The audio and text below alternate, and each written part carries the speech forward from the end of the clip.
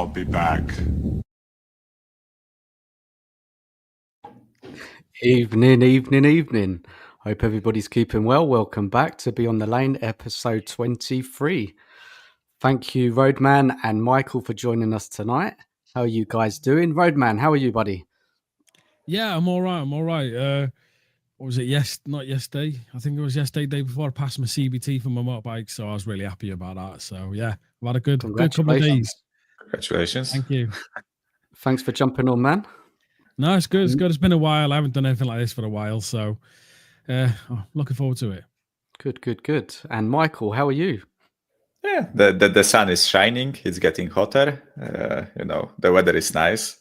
Everything good in life. So yeah, if only Spurs coupled that up with a couple of good performances, everything would be sweet and rosy. But cannot complain with the last 3 results.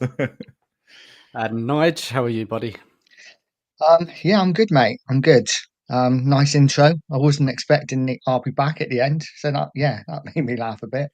So How are you doing? You've got to have a bit of fun, haven't you, on YouTube? Got to be done, innit? Yeah, has to. Big up everybody in the chat. Big up everybody watching at home. Please get involved with your comments throughout the evening. How many of you are now behind Ange? We'll find out. If you haven't subscribed, please do, to myself, Nige, and the Roadman at Tottenham on Tour. Brilliant. Let's get into it. So, guys, Spurs are back. Or are they? Spurs beat the mighty Ipswich. That Ipswich performance was an Ange tactical masterclass, I've been hearing. Ange the Messiah is back. Johnson is back and scoring goals. Romero and Van der Ven are back for AZ. Ange has unearthed Jed Spence's talent. What a coach he is. There was the next big star. We are back in the European places race. We can catch Forest, some say. Look, guys, let's pretend the past 14 months hasn't happened, yeah? Out of both of the cups, it's okay. We've won the last 3 games. It's all forgotten, and now we're back. We're proper back, and we can win the Europa League, as the bookie says, we're favourites. Look, guys, there's different opinions, different outlooks, short-term memories. The standards and the expectations within the fan base is all over the place. Everybody thinks how they want and has all different outlooks on it. So tonight, it's a straightforward show to do. We'll be touching on the Ipswich game. We'll be looking at I'll be back or whatever, looking ahead to the City match. So yeah, let's have a cracking show tonight, guys. Now, let's start off with Roadman. What did you like about that Ipswich win? And was there any standout performances, or was there anything that you didn't like? I mean, obviously, before the match, I was a little worried. Last time we played Ipswich, even with a bit of a stronger squad, we lost. We had Romero and Van der Ven for that, and we still lost it. It was a good match. We got goals. I just think we just had a bit more about us than Ipswich did, but we were still vulnerable. I mean, they had a lot of shots at our goal. I think they had something like 17, I believe it was. I'm not sure of the full stat of that, but I think it was around about 17. We're still weak in that area. I mean, Archie Gray got exposed a few times. Not surprised. You know what I mean? We're still using a midfielder as a centre-back. And, it weren't the most flawless game ever, but it was nice to see a win. Standout performances, Jed Spence again. I thought, you know what I mean? He's come into his own. He's starting to show what he's about. Nothing to do with Ange, by the way. He's just been given game time. Simple as. You give a player like that game time, he's going to start performing. It's not like Ange just found him like a diamond in the rough. He's always had a bit about him. You've seen that in Forest a few years back. I think it was Forest he played, weren't it? Was it Forest in the Championship? I think it was, yeah. You've seen it there. It's not like Ange just found him out of the blue. And overall, I think a good couple of players turned up. I think Sonny at times, don't get me wrong, throughout the whole game, he wasn't perfect, but when we needed him, one-on-one versus plays and everything, he did what he used to do, actually pass his man, finally. And we had Brennan at the back post, which I know people call him a tapping merchant. I'm Welsh, right? I've slated the hell out of him. I'm not here to be biased or anything like that. I've slated the hell out of Brennan, but the one thing he's good at the moment is being where players are not. And I know a lot of people have dislike that. They want a winger who could be skillful, who can take on a player, who can, run past a player. But how many wingers do that but have zero end product? The thing is, he's scoring goals, whether it's tap-ins or whatnot, he's there. And I wanted to point out something that I spoke to another person about this when they said about tap-ins and stuff like that. If you watch that first goal, right, he's there at the back post, beating his man, getting the goal. If you watch his second one, what are the Ipswich defenders doing? They drop right back to block the path off to where Brennan would be. And he's completely out in the open, free as a bird, just waiting for that ball to come in. And a lot of people are not seeing that. It's that effect as well it has on defenders when you have a player who can always be in that back post waiting for that ball to come in. It can drop them back and allow space to be opened up. And he found that space open. He used that of the Ipswich defenders being in that worry, blocking off that lane for Sonny to pass through, and allowed that open bit for himself to get that second goal. So, yeah, I mean, people can slate him and everything. He's getting goals. I'd rather a player get goals than a player who can be posted on YouTube. That's my thing. So no, it's interesting. Like, yeah, Johnson, he gets a lot of criticism, but he does score goals. He's not a winger, so it's unfair to criticise him when he's not a winger, is it? Really, if he's like a second forward, whatever you want to call it, inside forward. So no, you made some great points there. Honestly, before I go on to Michael, I just want to say hello to people in the chat because I forgot to do it. So big up to Mark. Hope you're well. Big up to George. Hope you're good. Thanks for joining us tonight. Big up to Rob. Hope you're well. Big up to Fran as well. Thank you for joining us. Rob Frank says, awesome intro. Cheers, man. It's all a bit of fun. Big up Barney. Hope you're keeping well. Good evening to you, David, as well. George has said, no change. Still Ange out. David is, I'm behind Spurs. I haven't changed my mind on Ange. More chance of seeing Robin Hood than catching Nottingham Forest. That's funny. Big up to Mark. Evening to you. David says, Ipswich young striker had Gray's pants down and Gray's not a midfielder. At least not at this level. Okay, we can talk about Gray a bit later. Dietrich, evening to you. Hope you're good. Archie Gray is the worst rated player on Football Mob. Yeah, I saw that. Oh dear. David again. If Johnson spends all the season knocking balls into the net, it's all right for me. But I have to say, Levy paid 47 million for a guy who can just get to the byline and cross when he's bloody woeful at it. Yeah, fair point. Rob Frank says, I don't think Johnson is a good player. However, positionally, he's underrated talent. Yeah, fair enough. And one more. Rentek, oh my God, is that the famous David? It sounds like he ain't been around. Yes, it is. He's here tonight. Michael, back to the Ipswich game. Now, we should be beating teams like Ipswich, really, without any fuss. So was there any standout performance for you, or was there anything you didn't like? I think in general, I have to mention that those are the types of games that I expect us to win, even if we are in a bad patch of form or riddled with injuries, right?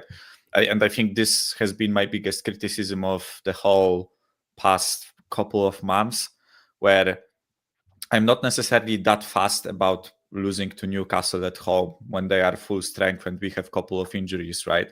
I can excuse those losses, right? But it's the likes of Ipswich at home and Leicester at home and those types of games where I'm really like nervous with the whole Ange setup and the way he sets up the team and the way he approaches games tactically, right?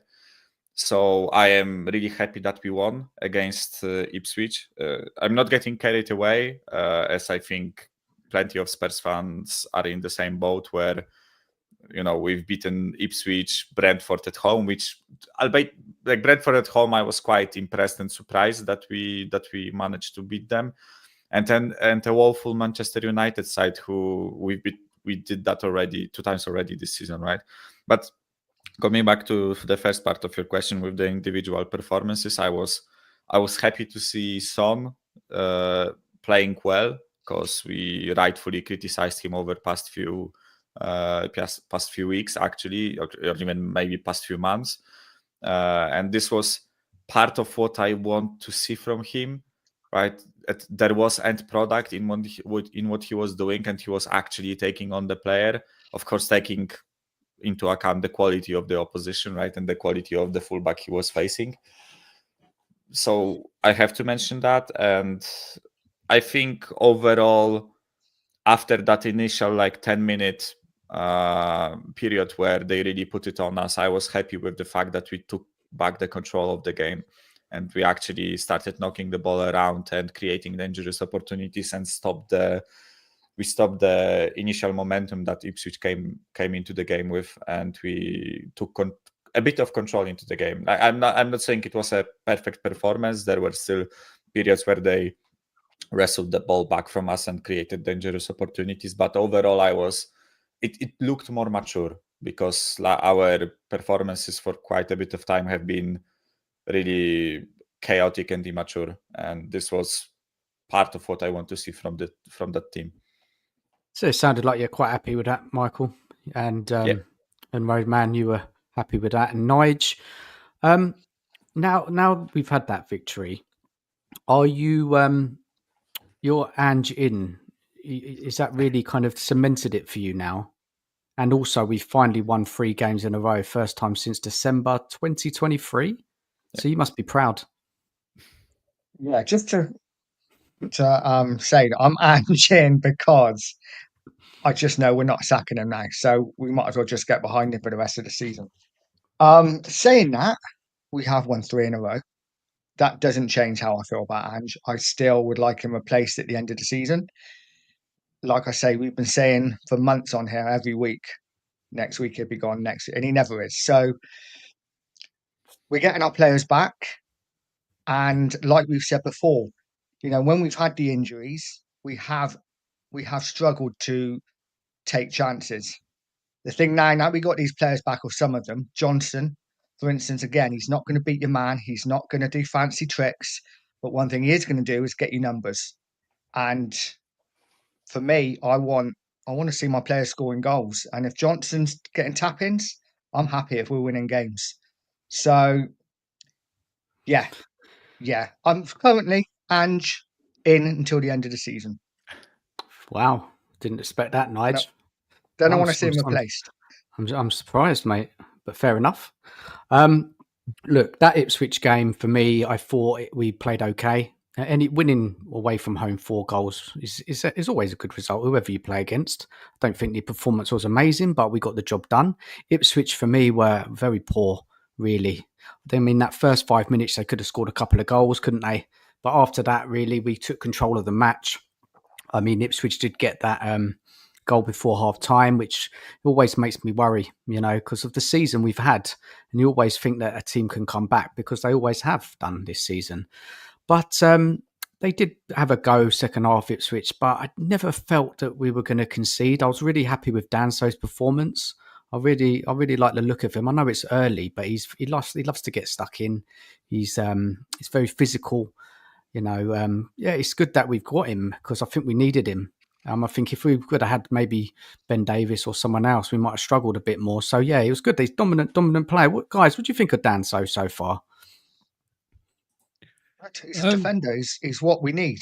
He's not going to be beautiful on the eye. He's not going to be making 40-yard passes, but he wins his headers, he wins his tackles, and he gets in the right positions. So listen, he's going to be left exposed because we're playing this crazy system, but he is a good, solid centre-back.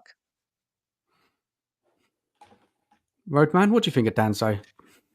I mean, so far, he's done what he's needed to do. As a defender, he's actually performed not too bad. I mean, we've had worse defenders come into the club and not do what they're meant to do. Do you know what I mean? So far, I'm happy with him. He's, again, he's making good tackles. He's trying to pass. He's trying to go forward.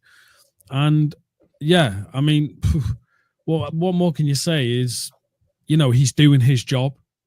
Now, long term, who knows how he's going to carry on, but I'm happy with him at the moment. You know what I mean? I'm not like, oh my God, over the moon, but I'm happy with him. Yeah, I think he's done all right, hasn't he? Obviously got battered in that first match against Liverpool, but the whole team played awful. Michael, Danso, for you, I don't know if you knew the player before he came, but what's your thoughts on him?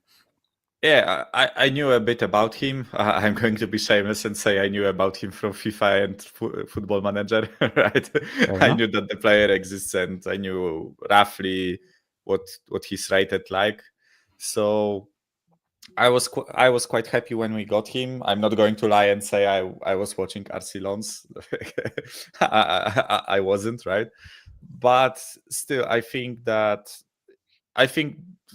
from what we've seen so far, I feel like he's just he does his job and that's it. But I appreciate the fact that he knows what his role in the team is and he does it to his utmost ability, right? Because I feel like sometimes we just focus too much on the fancy part of being a center back, playing out of the back, driving with the ball out of defense.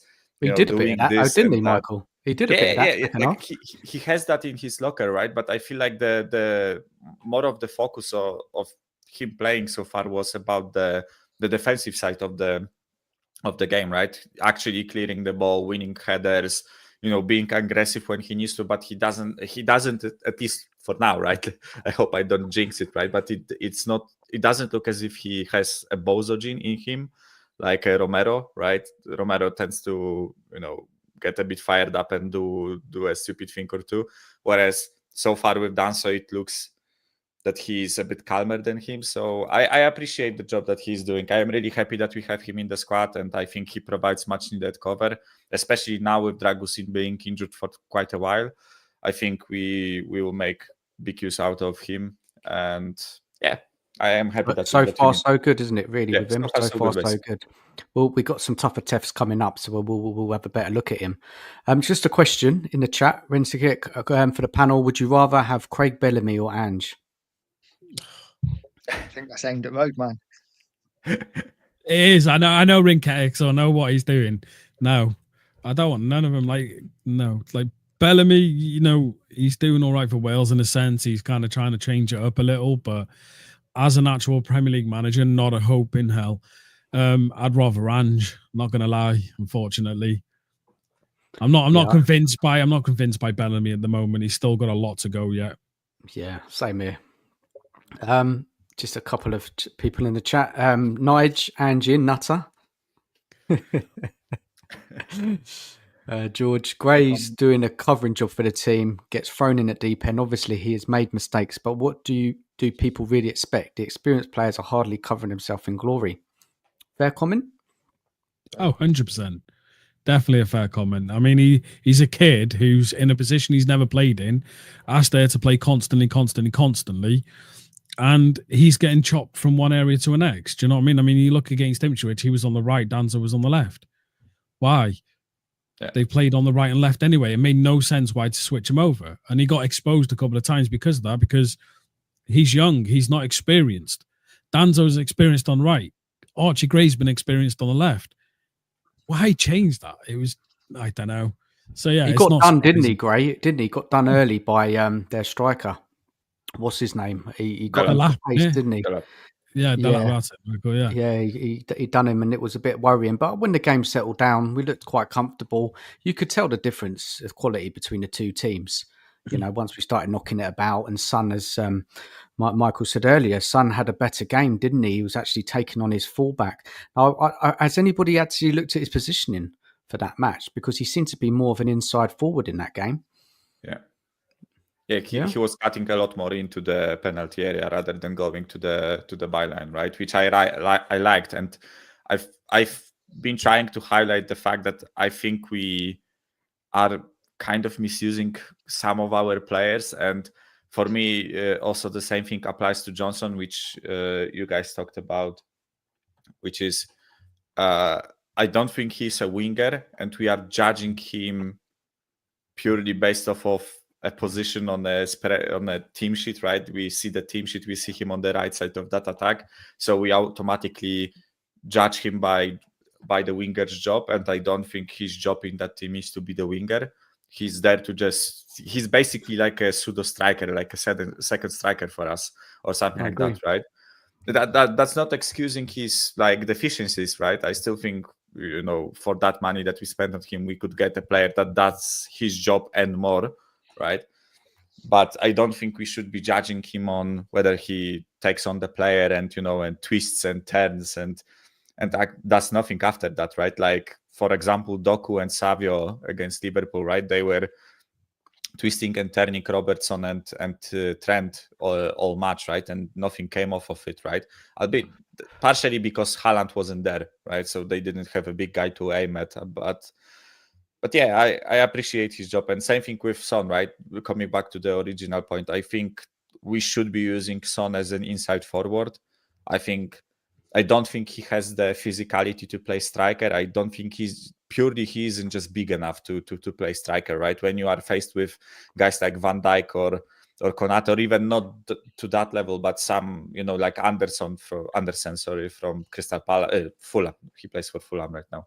Like Anderson from Fulham, right? He will eat him alive in the physical battle, right? Just because he's like 15 centimeters taller than him and bigger, right? So I don't think Son has the capability to play a striker, but we can use him off the left, coming inside, which is how he has been used by Conte, Jose, and other previous managers who made him one of the better inside forwards in the league, right? And I think we should continue with that. And I really like the fact that we saw exactly that in the Ipswich match. Guys, I'd love to get up to. Sorry, Nige, go on. You were going to say something. Can I just ask you a quick question? How were the fullbacks? Were they inverted against Ipswich, or did they play wider? I can tell you that we had. Let me just get it up now. It's annoying. I'm going to improve my tech because I want to get things like this on the screen. I just can't do it right now, but I will do because it's so interesting to like bring it up on the screen to show people. But Doggy, he was more kind of on the. He didn't invert as much. He more kept out on the left, and then on the other side with Spence, he was inverting. He was in that game, coming in a bit more inside. So it's hard to really read into these statistics. I just find that when we invert fullbacks, the wingers, as in Sonny or Johnson or Kulu, whoever's playing out wide, have to be really wide. Yeah.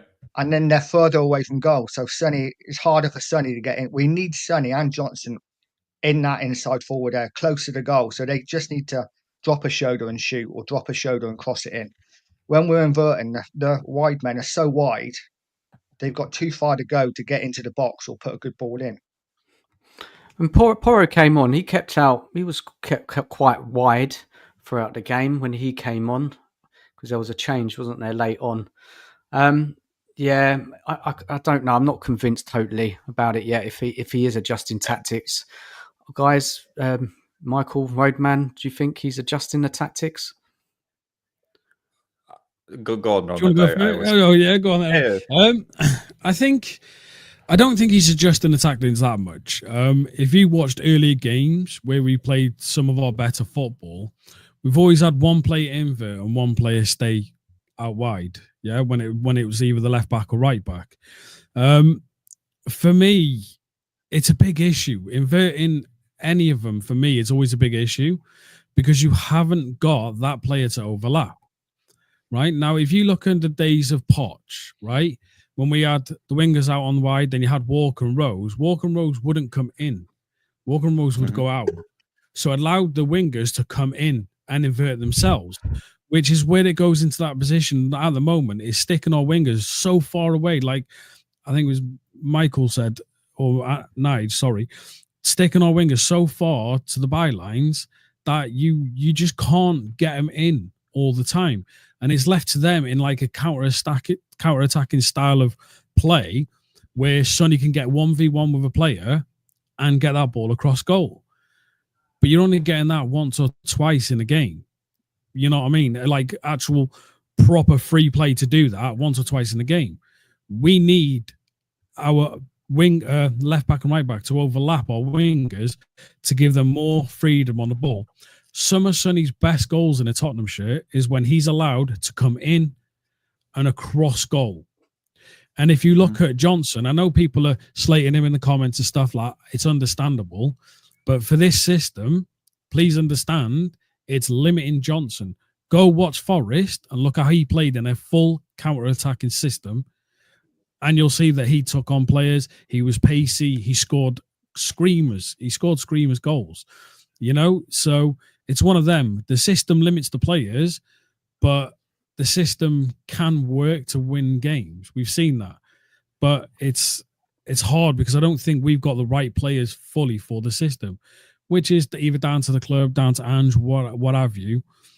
But for me, there's not been many tweaks. Once or twice he's done it where he's been like forced to, but overall, there's not been a major change. You know, like you see, say, if Liverpool lost to Van Dijk or Liverpool lost a player like that, they'd literally change the system completely to compensate for missing that player. We lose a player, we throw an 18-year-old kid there and expect them to do the exact same. Mm-hmm. You know, it's just like there's not been major change. And that's always been my biggest gripe with Ange. It's my biggest issue with him. There's never a plan B, C, or D. It's plan A, and then an interpretation of plan A with a lesser plan A, and then it keeps going like that. And it's just like, you know, change it up. You're meant to be a manager for many, many years. Surely you understand tweaking it a little bit here can shore your defence up. Again, Ipswich, when you look at that game, yes, we won 4-1. Great, fantastic. They smashed the ball at our goal, right? Yes, a lot weren't on target or anything, but you go give that to a Salah. You go give that to a Haaland or something like that many shots at your goal, they're going to have a field day. They really are. And that's there. You need to shore up the defence. And I think Spence helped being on the right. Udogie helped being on the left because they had that pace. They had that desire to get back.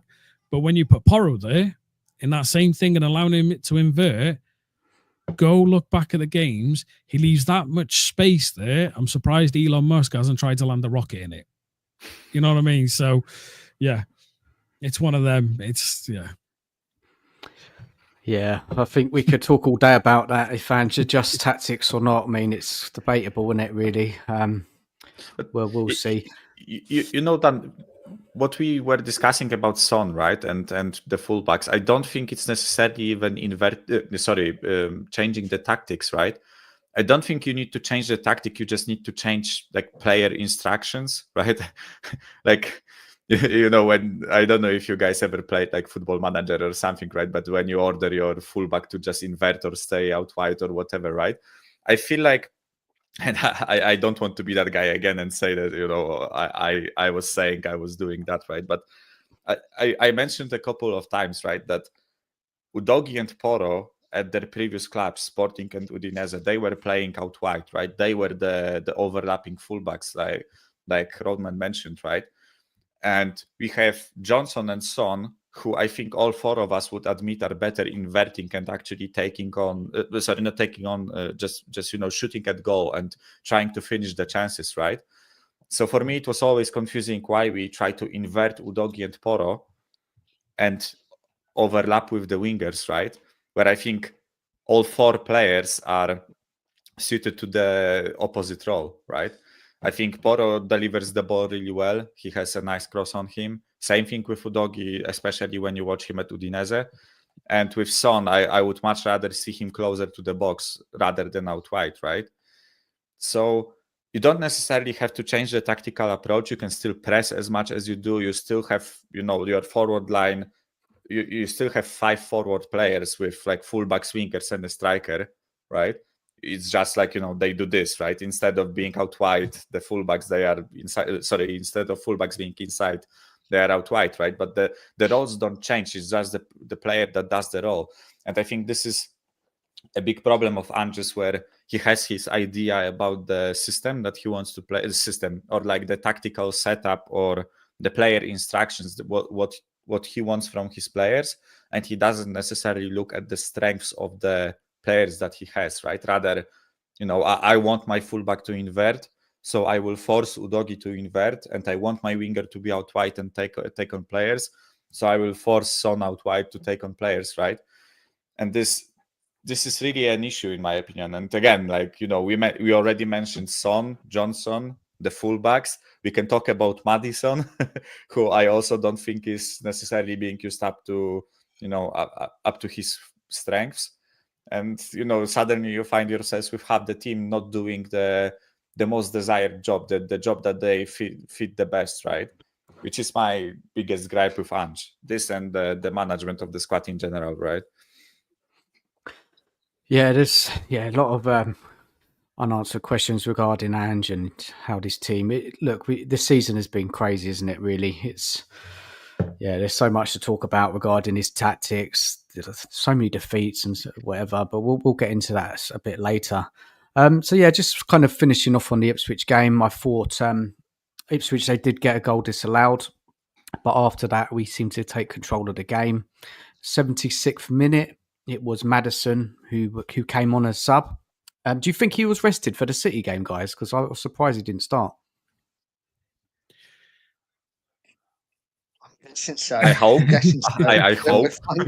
We'll find out tomorrow, won't we, I guess? He should be playing every game. But anyway, he did his little jink in the box, found Spence.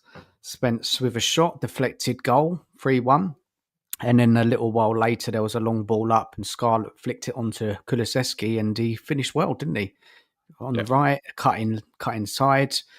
Nice goal. But so that was it really. Game done, 4-1. 3 points, and that slots that three wins in a row now.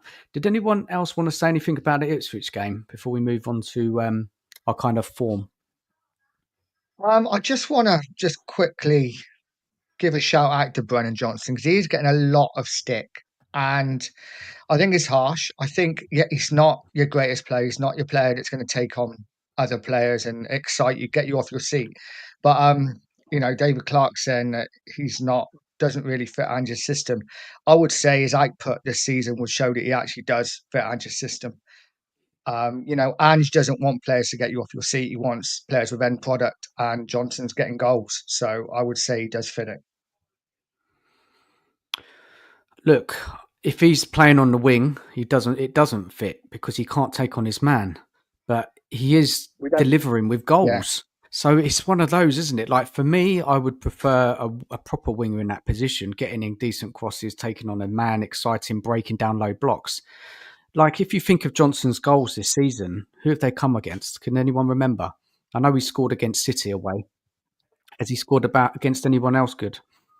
Oh, God. United away, I think he scored, but that's whether we count United as a good team, right? Yeah, they're not good. Yeah. So this is. I'm not saying he's brilliant, but he is getting output. He is scoring goals for us. So at the end of the day, that's what he was brought in to do. But he's got to do it against in the bigger games against a better opposition. Absolutely. And I think I need to go and have a look at that because I've got a feeling that a lot of his goals have come against kind of lower teams. Maybe that's harsh, but look, I expect a winger to be able to take on their man, deliver. But then there's that thing about there's a lot of wingers, like you said, Roadman, that a lot of wingers flatter to deceive, right? They manage to take on a man. Go on, Michael. I have the list if you want. He scored he scored against Brentford since the beginning of the season. Yeah. Brentford, United, Brighton, Villa, City, Fulham, Wolves, and 2 goals against Ipswich. That's in the league. Okay, so there's some good teams in there that he scored against. So, yeah, look, we'll see. How many goals has he got in the league now? In the league, it's 8. Wait, 3, 4, 5, 6, 7, 8, 9. 9 goals. 9 goals. So look, it's one of them, isn't it? If you like him, you like him. If you don't, does he fit the system? Who knows? It's I don't know. We'll see. Maybe judge it at the end of the season. Yeah, can I just say something about that, right? So when people say fits the system, yeah, like you're saying, right, it's like a double-edged sword for him, right? The system doesn't complement him, right? Let's say that the system doesn't complement him. That makes if sense, you look at if you look at Wales games, if you look at when he was at Forest and stuff like that, it was Forest when he used to play out. I can't remember, but if you look at the games when he used to play, if you look at them, he wasn't on the line. He wasn't forced to stay out wide. He always came in at least 10, 15 yards from that line. So he had a bit more space. And when you're counter-attacking or you're playing where you've got the balls over the top and that, it complemented him. He was allowed to run. He's allowed to come at a defender where he's not got only a couple of yards either side of him to try and pass the defender. He had more of a yard. So he could go a bit further right. He could go a bit further in. He had that more of a chance. So the system doesn't complement him. But what the system does do is complement his finishing, his positioning. The system does allow him to basically fake a defender.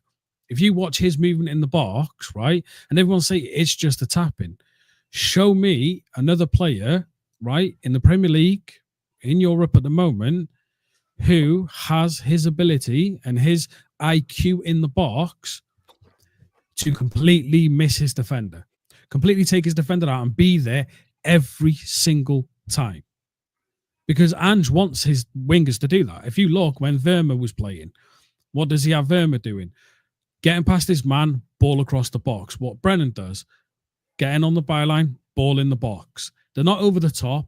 They're not coming back in. They're across goal, because majority of the time when a ball's coming at speed across goal, it's hard to defend because a defender's worried about giving away an own goal. He makes the wrong touch, he's giving away our own goal. We've seen it when we've done it a couple of times. We put the ball in the box and the defenders gave an own goal. So there's always that. And then, like I said about the Ipswich one, the defenders realised Johnson was getting behind them, so they dropped back and allowed space in front of the goal. That's not a tap-in.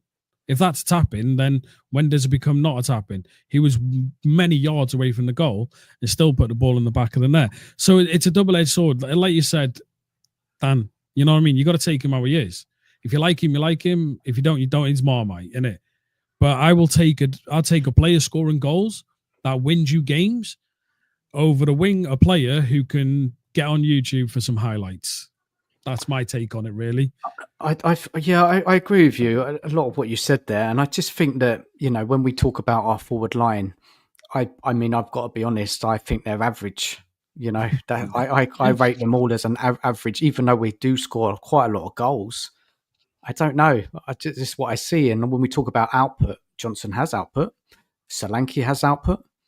And I think there was something I saw today on X that we're the only team who've got 4 or 5 forward players who scored 10 or so. I can't remember exact assists, but 5 players over 10 5 goals. players.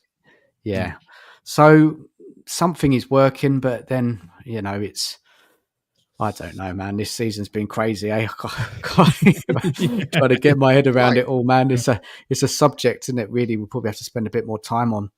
You're right, though. And none of the players get us off our seats. None of the strikers, none of the forwards, you know, get us off our seats. That's like true. We want to, but yeah, that's another thing, isn't it? We talked about last week and throughout shows we've had. I just want to bring up David's comment here. He said Maddison has played 700 less minutes than Kulusevski in the Premier League, yet has had many goals and assists. You keep saying goals and end product. Well, that's Maddison. Anybody want to say anything about Maddison before we kind of move on? Yeah, I mean, I can start with that if that's all right with everyone else. Of course, man. Go for it. For me, Maddison's the same as like a Johnson. Yeah, if you want to put it, he's the midfield kind of like a Johnson. But yes, Maddison can take on players and do stuff like that. But what I find frustrating with Maddison, big up Eugene, what I find frustrating with Maddison is majority of the time when he's trying to take on them players, he's not looking at the players that are free. If you look at his games, there's been many a times a Bergvall will be out wide and he'll just have that space there and it makes sense to make that pass. Instead, Maddison chooses to do his turns, tries to take on a man, because for me, that's what Maddison wants the fans to see. Maddison wants to be that flashy, that, that player who looks good on the ball and all that. And it sometimes can be his downfall because a lot of time he has missed the ball, lost the ball. He's had players come at him, take the ball off him and put us under pressure. But he's done what Johnson's done. He's put the ball in the back of the net. He's assisted a player. Again, you don't win games by being flashy or being skillful. You win games by getting that ball and either giving it to a player to put it in the back of the net or you put it in the back of the net yourself. And, you know, it's what we've done. If you look at us, I think we're the second highest in the league for goals scored. Our issue is, and unfortunately it's a big issue, is we're really, really bad at the back end. And that's where our biggest issue is. We can score goals. We can put the ball in the back of the net. Second best in the league. We just can't defend. And bits like what Maddison does and what other players does. I'm not saying it's all down to Maddison, but when he does all these twists and turns and tries to be skillful on the ball and it doesn't come off, because it's in midfield, you're immediately under pressure. Then you're allowing a team to come at a defense that's already poor, that's already struggling, and they're high up with this high line. It's just a nightmare waiting to happen. And it's not just him who does that. Bergval's done it. Sar's done it. Basuma's done it probably more than anyone. Benson Core's done it. But for me, Maddison is like, you know, like a Johnson, you know what I mean? Where he's doing a job. He's just not doing the other job as he should do. Do you get what I mean? If that makes sense in that way? Yeah, so his output this season is in 33 games across all competitions. He's had 10 goals and 7 assists, which is not bad. And he hasn't even played every game, has he? He's come off a sub, come off the bench. I just think Maddison, and he's been injured. Yeah, that's true, Michael. And so I think he's the sort. We haven't got a player like him. He needs to be playing week in, week out. Obviously, a lot of people question that the fullbacks are getting in his space, and you know, we constantly have that conversation throughout the season. Give him the ball, give him time and space, and he can make things happen. I just think that he needs to play every game, and he's going to have bad games. He's going to go missing in games, but that's the type of player he is, isn't he? He's a bit of a maverick. Would you agree, Michael? Were you a fan of Maddison? I'm a huge fan of Maddison, right? And I was really happy when we signed him. Unfortunately, I think Jesus Christ, I'm repeating myself, but I would say I think we are misusing him a bit, right? When I was watching him at Leicester, I think his biggest quality wasn't being a deep-lying playmaker and spreading the ball around. I think his biggest quality is that intricate, like, you know, quick passing between the players and just, you know, dropping a shoulder, just getting past one player, laying it off, you know, getting fouled even, right? I know it sounds funny when I say that someone's skill is getting fouled, right? No, but it's a good point. It's a good point because that brings free kicks, gives us chances. Right? Exactly. And I think the closer you put Maddison to the box, the better, right?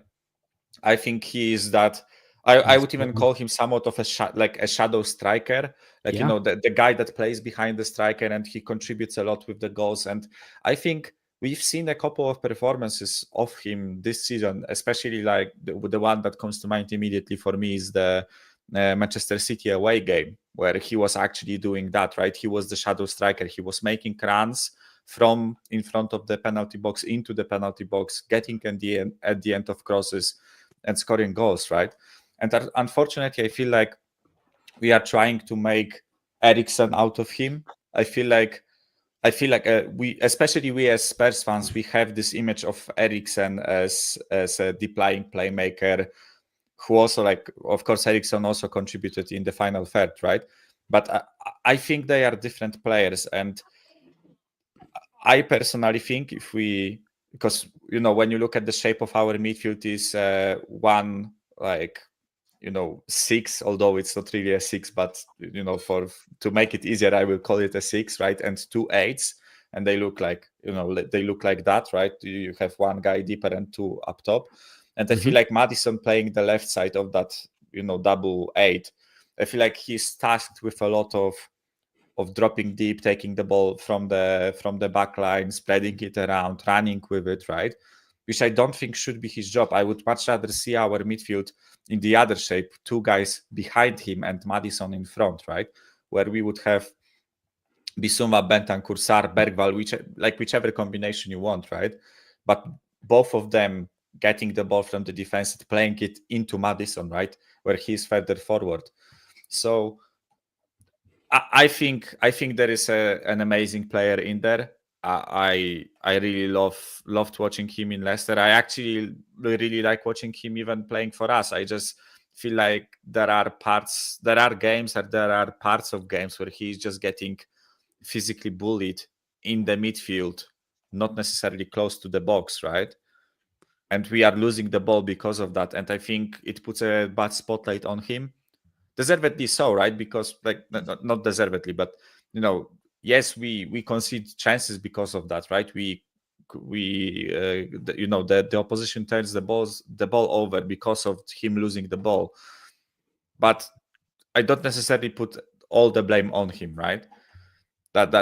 yeah, I would love to see him play more advanced, and I think he's one of the better players we have in that team, and I think he should be playing much more than he is right now. I think we could get so much more out of him if we had a different coach and we had a different system. It's definitely good. And Ange has not really fancied him at periods through the season, has he? He's, I think they've had some kind of bust up or falling out because he's dropped him so much. Nige, you're a big fan of Maddison, aren't you? I love Maddison. He's easily our best player. We should be. I know Eugene would love to hear this. We should be building a side around him. Eugene, Maddison out. For me, he's the one player who can unlock defenses. 14 GA in 24 league games, of which most of them he's probably played an hour at a time. It says it all. He's our main creator. Look at the third goal. It's his skill.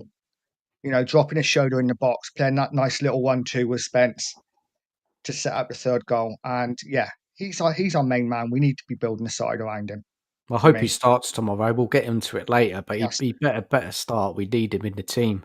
Okay, look, we could talk about all these players, couldn't we? And the people and the comments in the chat. We could go on. There's so many good talking points in the chat as well. And David Clark's talking about Solanke. I mean, I would agree. We don't play to his strengths as well. So many different things we could get into with this team. But look, let's move on. Now, Roadman, I've got a question for you. Could you give us some context on those 3 wins? And we're gonna go on to now our Spurs back, and people in the chat as well. Could you give us if you think we're back or not? I just want to gauge the watchers, and and then we're going to discuss it. So Roadman, what do you think? Give us some context on those 3 victories. I mean, Brentford, it was Brentford, United, and then Ipswich, weren't it? Am I right in that? It was Brentford first, we beat, and then... That's right. I mean, Brentford, okay, I'll take it. It's a good win. Brentford are a strong team. Frank's got them playing very well. And at the position we were, it was a decent win. United, I expected us to win. They are a bigger mess than us at the moment. I mean, I think I said with you, Dan, on Matty's show. Yeah. United are a bigger mess than us, and they're only getting worse. You know what I mean? We've had our issues. Was that before the game? Was that after the game, right? Yeah, that was before that. I said it before the game that United were a bigger mess than us, and you know what I mean? They are, and unfortunately, if you looked at us in United play, and my brother's a United fan, so I talked with him after the game, and yes, United are bad, but if you look at that game, it was 2 teams who were bad playing against each other. We just had that most clinical edge and got that 1 goal very early on with Maddison because Onana spilled the ball. That, for me, it shows you where they are, where a team like United are that bad, and when we played them, we didn't exactly complement ourselves with that game. Ipswich game, yes, it was a great win. 4-1. Ipswich are playing well. They're playing well, but they're not winning games. That's just, it is, yeah, they're playing well, but we lost against them. And we had a stronger defense back then. Let's say that. If you look at that last Ipswich game, we had stronger players than we do now. And it was a good win. But this thing about, Spurs are back, Ange just got us back. Look, we got players back, and look at us winning games. We're back is when we end this season, right, where we've won every single game. Right? Simple as that. That's how you got to look at it, is we've lost so many games. So the only way we're back is if we win all our games, which compensates for all the games we've lost. Do you get what I mean? Because other than that, this season is meaningless. If we go lose now against City, we go lose a game after that, we go lose in Europe, well, how are we back? It's impossible to say, because we beat 3 teams. One, pretty much a decent, okay team, but still they're struggling in defence at times in Brentford. An absolute shambles of a United team. And then an Ipswich team that play well, but basically have lost all season. I mean, we were the first team they beat in what was it? Something like 10, something like games. Game week 11, I think it was. 11 it was, yeah. We were the first team they beat. So, yeah, this thing that we're back and all that is, come on, people are just, what it is people are happy to finally see wins. People are happy to finally see the team doing something other than walking off that pitch with a loss.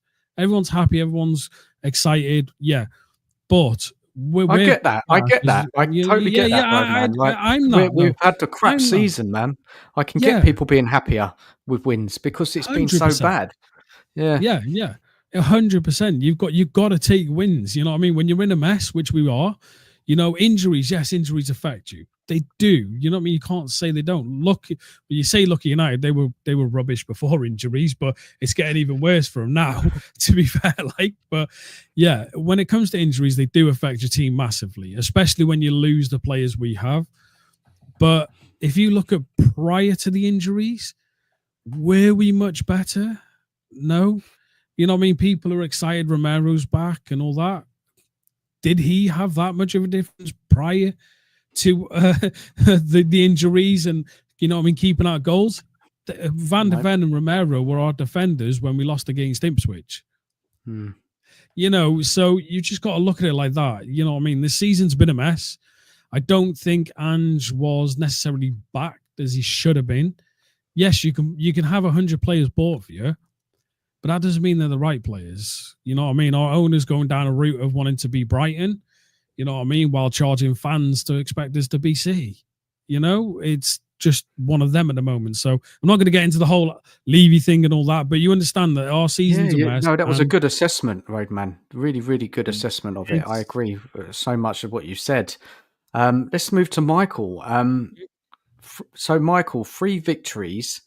Does that mean there's suddenly a positive change to our season? And does that give you any hope that we can go on a run?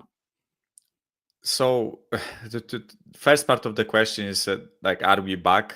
For me, it's way too early to judge that. As Roadman said, right?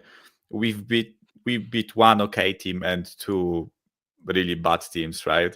So I'm not getting, you know, I won't get overexcited because of that. I fully understand people who are happy that we won. So am I, right? I am really happy that, you know, for once Spurs aren't the final nail in the coffin, you know, when you would have a bad day and they just make it even worse, right?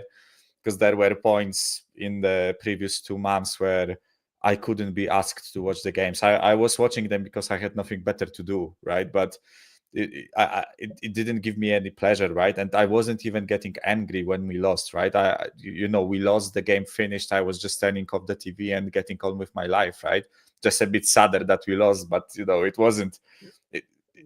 You know, for me, the worst part about being a fan is if you are so down in the dumps with your team that they don't even make you angry when they lose. For me, that's the worst feeling that can happen to a fan, where you don't even care how your team does. And I was like that for the previous 2 or 3 months. So I am really happy to see us win. And whether, you know, the league season is done, right? Let's not kid ourselves. It would take a miracle for us to end up in a European spot with the amount of games we still have to play in the league, right? But I think what matters is just to get the morale of the team up, right? Because they've been losing so much that suddenly now with the 3 wins on the bounce, right? It's actually, by the way, it's 2 wins on the bounce because we lost the 2 cup games between Brentford and United, right? Yeah. If you really want to be nitpicky, but I get the point, right? It's 3 games in the league that we won on the spin, and it definitely makes them feel better, right? And we still have 1 competition that we can play for, right? And I don't necessarily see us as the favorites for that competition, but I feel like there is a chance to go far, and the further you go, the closer you are to the trophy, right? And I think they need that league form to stabilize, to actually make them believe that they can beat some better teams. And you have to start with beating the teams that are worse than you, which we actually struggled this season, right? Yeah. I think against the current bottom 5, United is the only team we've beaten twice, which is a shambles, right? But you have to start somewhere, and I am really happy that we won those 3 games, right? And happy personally because they actually made me smile with the wins, and also happy for them. I'm happy for the team that we have something to cheer for, right? Again, it's too early to say if we are back or not, because tomorrow we might as well lose 4-0 to City and we will be back in the dumps again, right? but you might as well win against City. And if you win against City, then it's 4 wins on the spin in the league, right? And suddenly you can, start saying, "Oh, there is we'll be there is a super bit of back form." then, won't we? Super, Yeah, super. there will be super back, right? Yeah. No, but on a serious note, right? If we beat City tomorrow, it's a good team that we beat, right? Yeah. I don't care how bad people want to make City, right? They are still fourth. They are still a really good team, right? Yes, they have their problems this season. They are struggling in certain areas, but they are still a quality team. So if we beat them, brilliant step forwards, right? I fully appreciate the fact, and then we can start the conversation whether we are back or not, right? But then it's AZ Alkmaar after that, and then it's Bournemouth after that, and then we will see, right? If how long will we back last? Yeah. This is the thing, isn't it? How long will it last? Now, brilliant points, Michael. Really good points. And Nige, so what do you think it is, Nige? Why do you think people have forgotten about the games before these 3 wins, in a row? I mean, we'd lost, 13 in the league, and we're out of the domestic cups. We've had some embarrassing defeats. Even when we had, like Roadman, you said, even like when we had our almost fully fit team, there's obviously been no progression this season.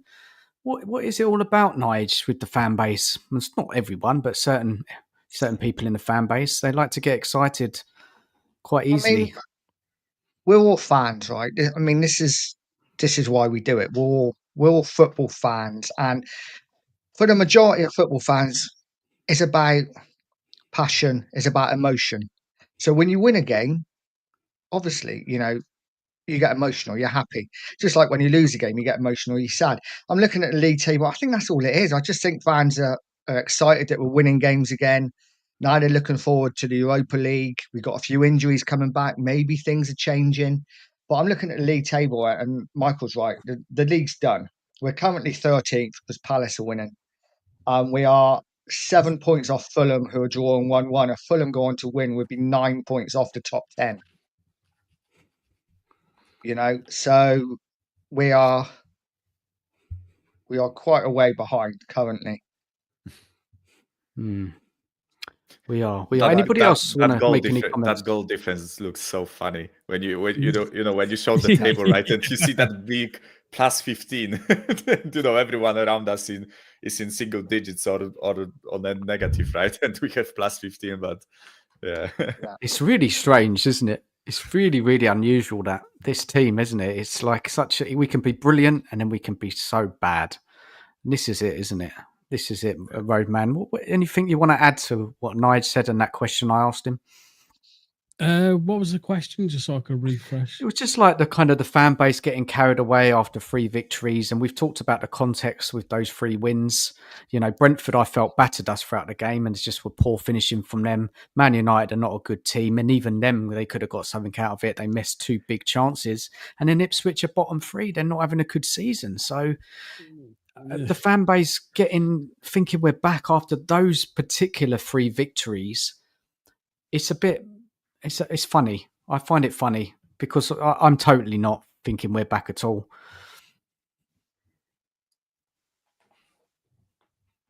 Yeah, I mean, that's the thing. Again, fans are just wanting to see wins. Fans are just wanting to have some form of joy.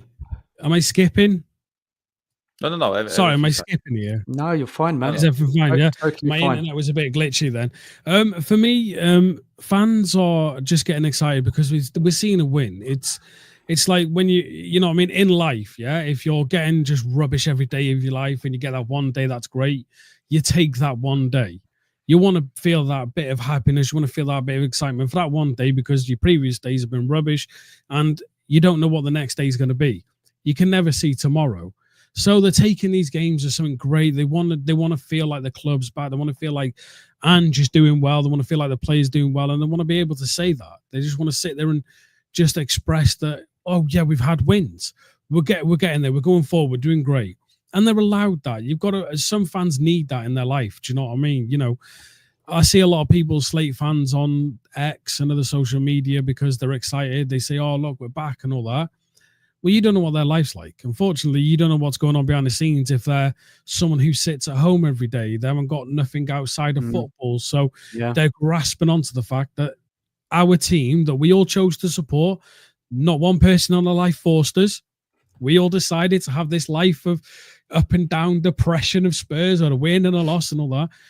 They just want that form of excitement. They just want that saying that my team's winning, you know? They don't want to sit there every day. And like people like us who do on YouTube and stuff like that, we don't sit there every day going, oh, another loss. You want to be excited and say, yeah, we got to win. Regardless if we play good, bad, if it was against a good team, it was against a bad team, you can only win what's in front of you. So just, yeah, let them. If they want to think we're back, if they want to sit there and be happy, excited, then great. That's not a problem. Because again, you don't know what's going on behind their life. You know, you don't know what's behind their closed doors. People grasp onto football like people grasp onto NFL. People grasp onto hockey. People grasp onto Formula One and stuff like that because they need that in their life. They need to escape from their life. So yeah, for me, let them have that. Me personally, again, I said previously, let's see at the end of the season, if we finish in a good position, if we win Europa, because I'm sorry, Ange said it himself, I always win in my second season. You've only got one chance of it now, mate. So you spoke, you opened your mouth, you talked the talk, go win the Europa League then. That's me. Yeah, there. man. Look, Roadman, you know, you made some really nice comments then about the general fan and what's going on at home. You know, they could just be living for the football. And, you know, and I don't really want to kind of put my question to people like that. It's more the crazy takes that you see on social media. Yeah. The crazy takes. And we're going to talk about a couple soon. Just some realistic. We're going to break it down, because maybe you guys think it is realistic. I'd like to hear from you guys and people in the chat as well. So moving on from that, do you think we can go on a run? So let me get the fixtures up now and everybody to comment and everybody in the chat as well. Let me just get our fixtures coming up in the next... Dan, in the meantime, if I can just add a bit more context, right? Of course you can. You know, I was on Dave the Irish Hotspur show, fan show yesterday, right? And we are talking about like a similar topic about, you know, whether we are back and all that stuff. And he asked me a really good question. He said whether Ange is vindicated when he was talking about the injuries, right? Because we are getting some players back and, you know, we started winning in the league. And whether he's vindicated with his comments, when I get my players back, we will start, you know, playing back to our standard, right? And I personally think, of course, that Ange was talking way too much about the injuries. It was as if that was the only reason that, you know, our form was this bad, only the injuries. It wasn't only that. I think there were plenty of other issues, some of them stemming from him. But it got me thinking, right? Because with the context of the excitement in the fan base about the performances, right? I feel like there were a lot of fans that were saying that when we get our players back, we will start playing better. And as much as I don't think those three performances where we won were the greatest, you can actually agree that we started playing a bit better, and we started winning. So in a sense, those fans and Ange are vindicated. And I think that supports the positive feeling about the club, right? Because a lot of people were really banking on those players coming back, and right now they see the fruits of the trust they put in that statement. So I think that's partially why there is so much excitement in the fan base, right? Because there's a lot of people, Michael, who believe in Ange. They really like him as a manager. A hell of a lot of the fan base. You know, I think sometimes we forget, because there's a lot of kind of Ange out on YouTube, social media, but there is a lot of people, they listen to him and they believe him. They think, oh, that's the reason why we're not getting the results. But, you know, it's a bit deeper than that, I think. And Ange, and like you said, Michael, Ange banging on about the injuries, it's all well and good. But what about looking at himself and how he's managed his team throughout the season and last season? He never takes it on himself and say, I've learned a lot, I could do things differently. He just blames it on injuries, just so clear cut like that. And it's a lot more to it. But no, so good comments, Michael. It is an interesting question. So going back about going on a run. So we've got obviously City tomorrow. which we're going to talk about soon. And then after that, we have the AZ match, right? Next week. Is that next Thursday? Yeah, next guys? Thursday we play AZ, and then we play Bournemouth on Sunday, and then AZ again on Thursday next week, right? In 2 weeks. That's right. And then there's a break, isn't there? There's the FA Cup weekend this weekend, right? So we've got no game. So yeah, AZ, Bournemouth, AZ again, and then we go to Fulham, and I've just finished this fixture away to Chelsea. So when we talk about going on a run, guys, let's start off with Nige. Just start off with you with this one. Do you think we can go on a run with that set of fixtures? No. I think, well, listen, tomorrow, who knows? We got a good record against City. So I would never rule us out, but obviously City are City. So they can beat anyone on their day. That's going to be a really tough game. Not looking at the Europa League. It's not embarrassing losing to City, is it, really? No, of course you know not. what I mean? No. On any given day, if you take that game in isolation, losing to City can happen to anybody. So I wouldn't really hold the team accounts for that and Ange because they're better. No. City are for me, straight out better. The big game is the Bournemouth one at home. Obviously, we've already lost to them away. They're having a really good season, but they are starting to slowly drop off a little bit, I've noticed. So I'd expect us to beat Bournemouth. And then we always lose to Fulham, especially away. And we always lose to Chelsea. So what's that? I'm not One winning expecting 4? too much. Or 2, maybe Yes. 2, possibly. Bournemouth at Maybe home. 2. And then the Europa League game, I think it's a very winnable fixture. Both of them, or getting through anyway. I don't think there's any excuse for us not to beat that team. I'm sorry, over 2 legs, especially having the home leg of the return leg at home. Roadman, what's your kind of thoughts on that run? Can we go on a run, or I don't know. I don't think so. I mean, yeah, I don't. I'll tell you. I'll be able to tell you tomorrow. Let's see how we do against City. For me, if we go to City and manage to beat them in a good way, I'm not talking about, you know what I mean, a scrappy goal or something like that. I mean, in a really good, proper way where the team's playing, they're energetic, they're fighting for every ball, they're, you know what I mean, playing really good top football, then I'll say they're starting to come together and maybe we could go on a run.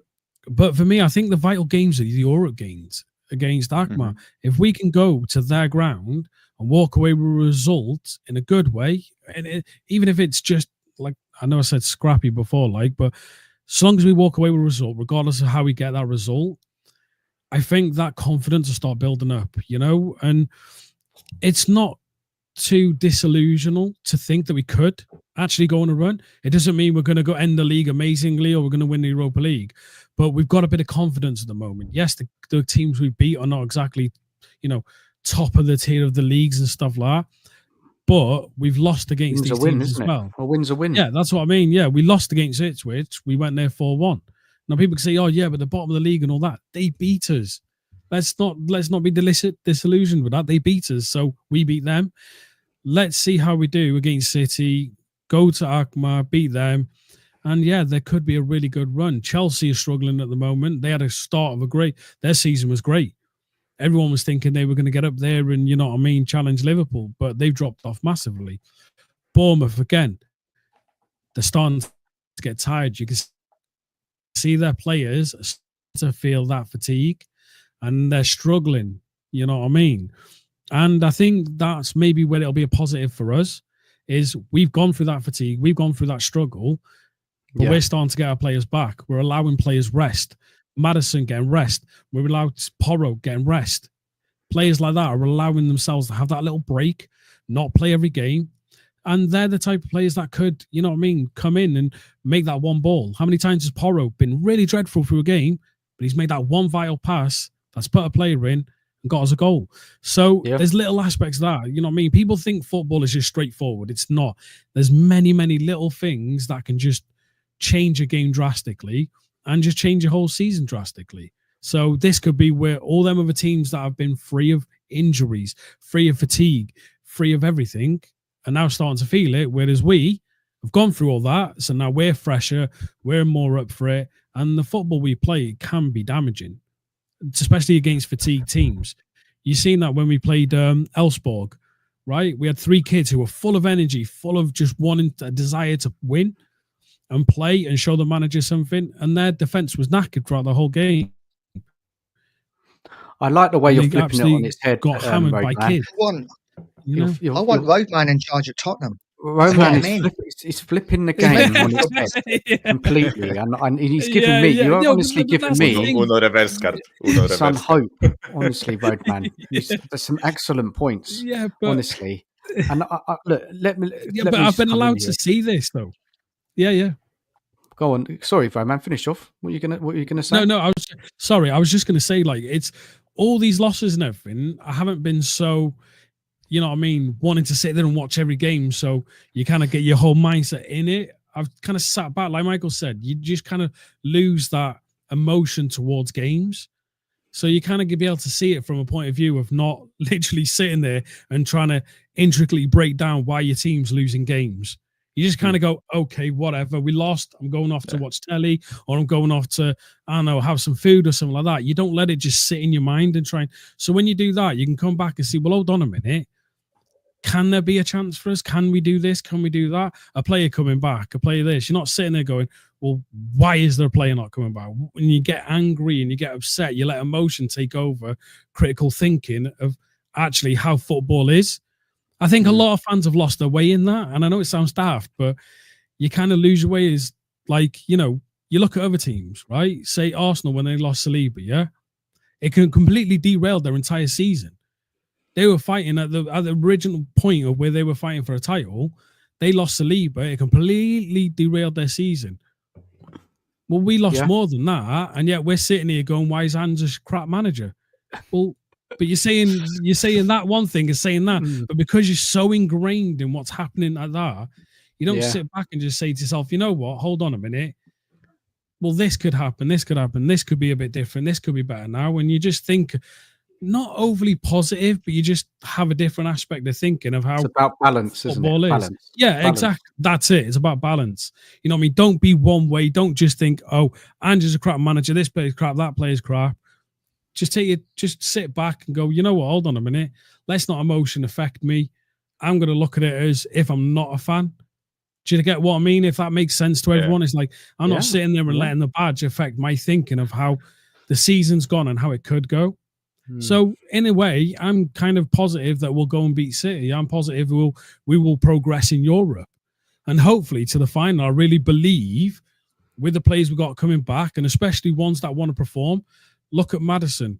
Look at, you know what I mean, other players. Odebert, Tell, right? Everyone's slating him at the moment. He's a 19-year-old kid, right? And he showed more passion in the past couple of games than players who have been here for 5 years. You know what I mean? And people are already writing him off. But then you don't know. He gets into Europe, finds his feet, and starts banging in goals left, right, and centre. No one's got a magic ball. No one can predict. Right, man, where are you getting this positivity from, man?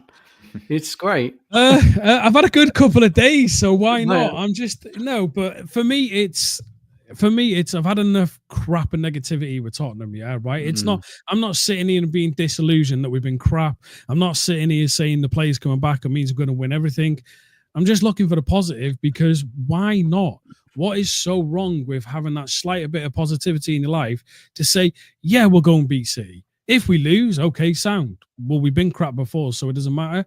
But if we win, oh, well, I was positive over the win. You know what I mean? It's just, you do that in life, don't you? So why not? I think it's great outlook on it. And it's, look, I'm the sort of person, I need to see it first. I need to see it. Because I'm not convinced, but I get where you're coming from on many of those points.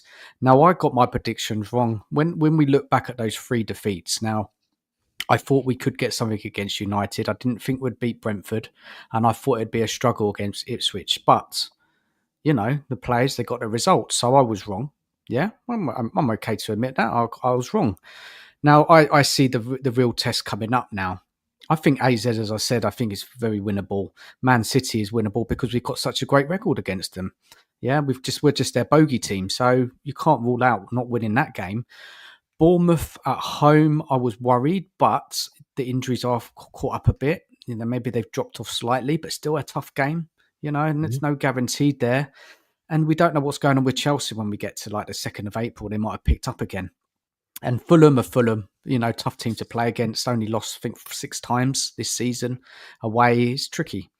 So look, it's all to play for. I mean, it depends on your mindset, isn't it? And this is like what I said at the beginning of the show.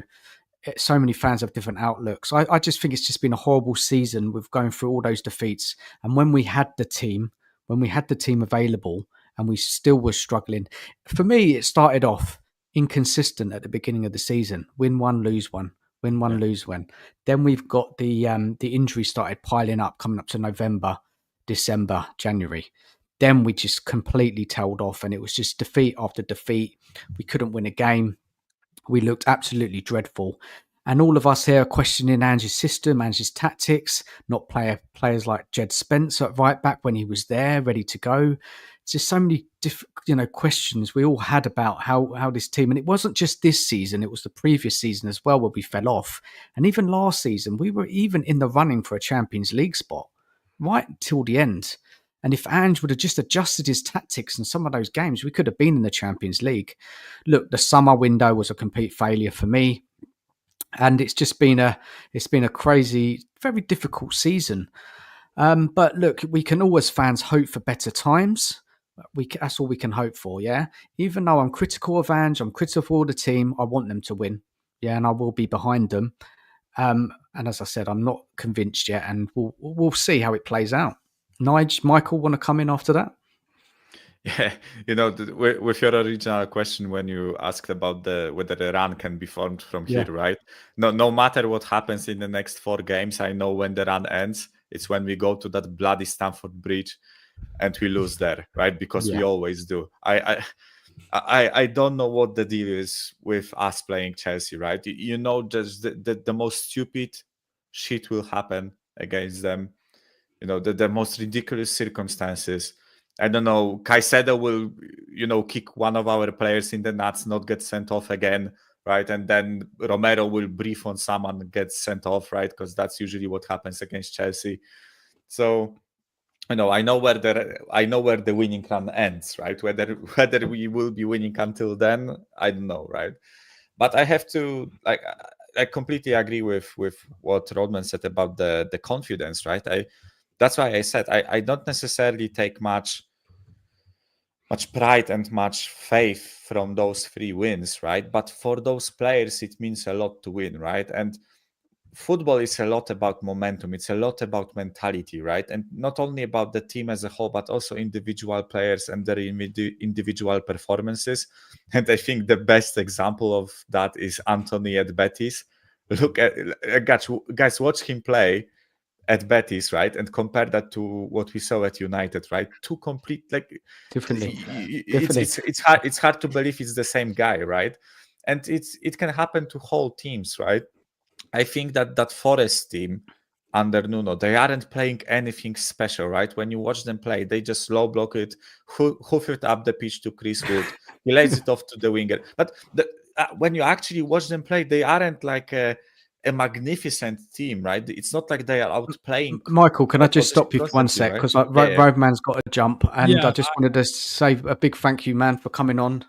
You've been great, man. It's been a pleasure. I do apologise. Just to let everyone know, I got to take my dad to hospital. He's got a bit of an issue. So, honestly, guys, it's been an absolute pleasure. This is my debut on the channel, and it's been great to have a chat with you all and finally talk a bit of Spurs, but in a slightly positive light, you know what I mean, in a way. But big up chat. Please like and subscribe, everyone. It's a great channel, and these guys are great. So appreciate you all. Thank you very much, and I'll definitely jump on again, Dan. So big up Nige, big up Matty. Take care, man.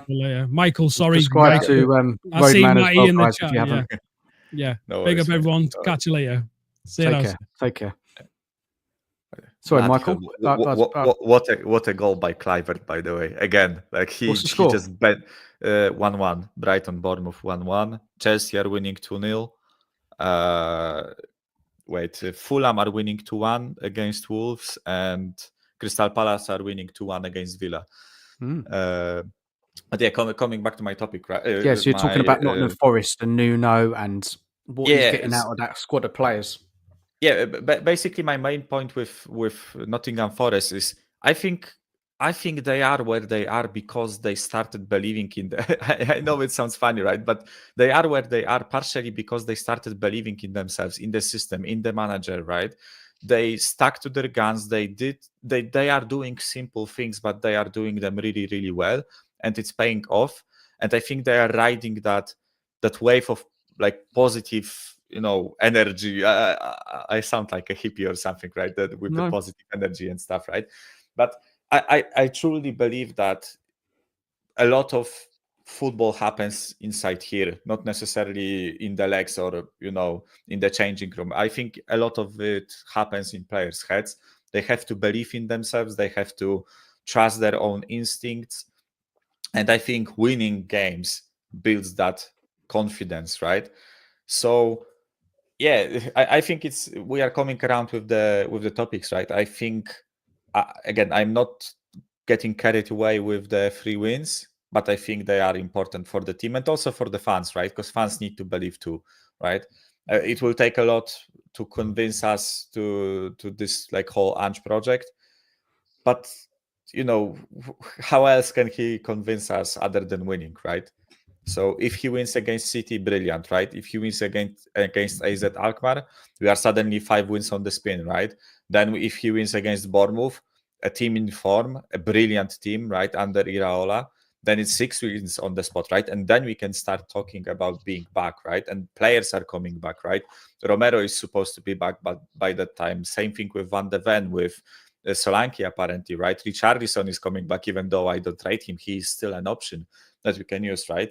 And suddenly you create that wave of like positive momentum around the whole club, and you can do mad things with it. That's how I look at sports, right?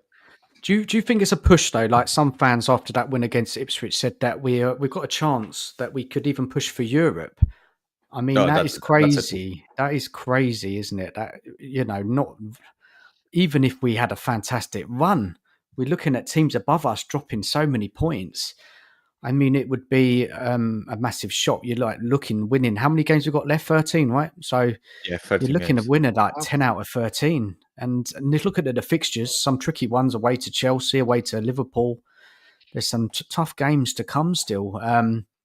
So look, I think that's far-fetched. Would you agree, Yeah. Nige, as well? And Yeah. I mean, we're 13th now. That's 6 teams above us that we'd have to get past. If we were 9th, maybe, but yeah, I just can't see it. Top 10, I think we should be looking at. But any higher, I think, is done now. but can we win that Europa League? Next question. Possibly. Possibly. Yeah, we have to take it one game at a time. Yeah. One tie at a time. Let's get past Alkmaar and see who we get. So, Yeah. Nige, we had this conversation on the show we did Friday night, didn't we?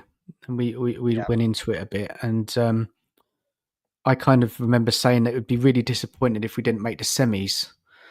At least, obviously the winnable game against AZ. Then we're up against either Frankfurt or Ajax. Again, 2 teams doing well. Ajax top of the league. Frankfurt, I think, are 3rd, but have lost their best player or one of their best players, Mamouche. Tricky game, but winnable. Both of them teams are winnable, I think, if we're building a bit of momentum in the league, getting some results, players back. Just all you can do is hope. Then it's looking like Lazio possibly. I mean, it's not guaranteed they'll make the semis, but people kind of favour them, don't they? They think they're a good side. Michael, is it realistic? Is it unrealistic that we could win that competition? What's your outlook on it as things stand right now? Yeah, so as I said, the league is done in my opinion. I think purely like mathematically, it would not a miracle, of course, right? If we win 13 out of 13, then that's 39 points that we add to our tally. Then suddenly you probably with 13 out of 13 means you could find yourselves in top 5 or something, right? But that we all know that's not going to happen with some of the fixtures we still have to play. But I think with the Europa League, right, the way I look at Europa League, I think one of the biggest things that's different this year compared to others is the fact that there are no Champions League dropouts. like in previous seasons when we played in the Europa League, we had to face, like, eventually you had to face the likes of, like, you know, AC Milan, who came third in the league, or like, you know, Inter Milan, or I don't know, Atletico Madrid, right? Or someone, a team of that ilk, right? Which in fact, like, shouldn't really be in that competition, because they are one of the best teams in their respective leagues, and they find themselves in a second tier competition, right? So I think It's an I said it, advantage, like, Michael. It's yeah, definitely an advantage. it's a huge advantage this season that we don't have to face the likes of those teams that I mentioned, right? When you look at that competition, and I will stand by what I said at the beginning of the season. I think we are, and don't take me wrong when I say one of the favorites, right? Not necessarily that we are the best team in the competition or whatever, but I feel like there is the teams that are in that competition are of similar quality to us, right? It's not that there is a team that's 100% better than us, that takes us like wipes the floor with us in terms of quality, right? Yeah. For me personally, I think that Bilbao are the clear favorites based on form in the league, and also based on the fact that the final happens at their ground, so they have an added motive to do well in that competition. And if you meet them in the final, it's going to be a really tough cookie to crack, right? But I do believe that we can get to the semi-final, right? AZ Alkmaar, we've beaten them once in the league phase. I think we can do that again, right? I think we can beat them over 2 legs. I think Frankfurt and Ajax, that's a 50-50 for me. I don't think they are that much better than us, or even better than us, right? I would, it's a European quarterfinal. Like, a lot of stuff can happen in that, right? And then in the semi-final, I personally think Lazio are a bit better than us. Maybe quite a bit better in some people's eyes, but it's a European tie again, right? Manchester City, when we knocked them out in a quarterfinal, were like 20 points ahead of us in the league, right? And they finished on like 98 points or something stupid like that, right? And we still managed to knock them out. So over 2 legs, a lot can happen, right? That being said, we can get knocked out by AZ Alkmaar, right? I have to caveat what I'm saying with and that, right? what it is, Michael, sorry to interrupt Yeah. you, but what it is as well, it's just those crucial games, isn't it, when it's knockout and it's a big game and managers come up with tactical plans, so they get a good result in their home leg if we're playing away, and then they come to our grounds, or they just shut up shop, or managers adjust, don't they? Some of these European managers, they might not have the best teams or the best players, but they've got tactics. And this is where a lot of fans who don't believe in Ange, they don't believe that Ange is flexible enough and can do it in the big moments. We're yet to see it, right? We're yet to see it from Ange deliver in that kind of clutch moment, whatever you want to call it. And this is the concern for me massively, and many people. Now let's bring in Mark. Thank you, Mark, for joining us tonight and jumping worries, in. Mate. How are you? Mate. I was asked. Yeah. Well, no, all's good, mate. All's good. You had a haircut. Good. Yeah. Well, yeah. I was starting to look like a scarecrow, man. Yeah, it looks good, man. I like the new look. Slick. No. Well, yeah. Yeah. I got clippers upstairs, mate. You remember when we went into lockdown? When we went into lockdown, mate, the barbers weren't open. I just got a pair of clippers, mate. Had them ever since. So over the winter, it's got to sort of come out here and grow and go mad. And then when I think it's warmed up, it goes again. But it's too cold. My head was frozen when I went out this morning. What are you at? Right, exactly. I put one of them on as well. It was still cold. Did you, maybe because we've won those 3 games in a row now, Mark, you're thinking, let's get that hair looking shaven, and maybe we can keep that positivity going, right? Yeah. Well, you never know, do you? You never know. I mean, we won 3 games, but there we go. Is that we're back? No, in my opinion. We're not back yet. No. Christ, no. If you win 5 or 6 in a row, or at the next 10 games, get 6 wins, 7 wins, couple of draws and a loss. That's like, we're back. not like 3 wins in a row against what? Brentford, who were all right. The worst Man United team since before the 1990s. And Ipswich, who we should be beating all day, every day anyway. I mean, I'm not like disrespecting them, but come on, innit? I mean, I couldn't believe we lost the home game. You know? No. This question here, so I wanted to ask people, and this is a good point by George. The amount of chances conceded in games reigns in some of the positivity, because it is we do concede a hell of a lot. Even though we've won the last 3 games, we concede a lot of chances, and it's only going to take coming across a team with a good forward line, and they're going to punish us. Yeah, Good you only got to look. chances as well. You've only got to look at the Europa games. How many like shots on goal have there been? Oh, we've been dreadful in the Europa League, haven't we? You know what I mean? I mean, every game there we've got what 20 chances on our goal, 20 shots at least on our goal. Some big chances, Yeah. In many of those Europa games, we've got through it because we're just, man to man, we're better than a lot of those teams we played against. Look, going back to what you said, Mark. I agree with you. We're not back. We're definitely not back. Yeah, it's positive. We're getting some wins. It's important. It really is, because we had to stop the rut. We really did. We had to stop it, and I'm pleased we have. I always support the team, but I'm not likely to jump on that bus to saying, right, we're back now. We're going to win everything. You know? Oh yeah. No, I mean, the league's done, isn't it? Really, the league is done. It's just pride now, really, isn't it? And I don't want to go down that avenue of like, oh, the league games don't matter, because they still do. They do matter. Many fans were like saying, "Well, put all the eggs in one basket in the Europa League," which, of course, that's the only competition we can win, and we all want to win it. That would be amazing if we did. We've still got league games to play, and we've got to put out performances. I've got a question about Ange coming up soon to all of you guys, and I'll be interested to hear what you're saying, and people in the chat as well. What I was going to say, Nige, is Europa League. Did you give your? I can't remember now. I know you. I think I interrupted you. Do you think we can win it? I'm expecting semi-final, and once we get to the semi-final, then who knows?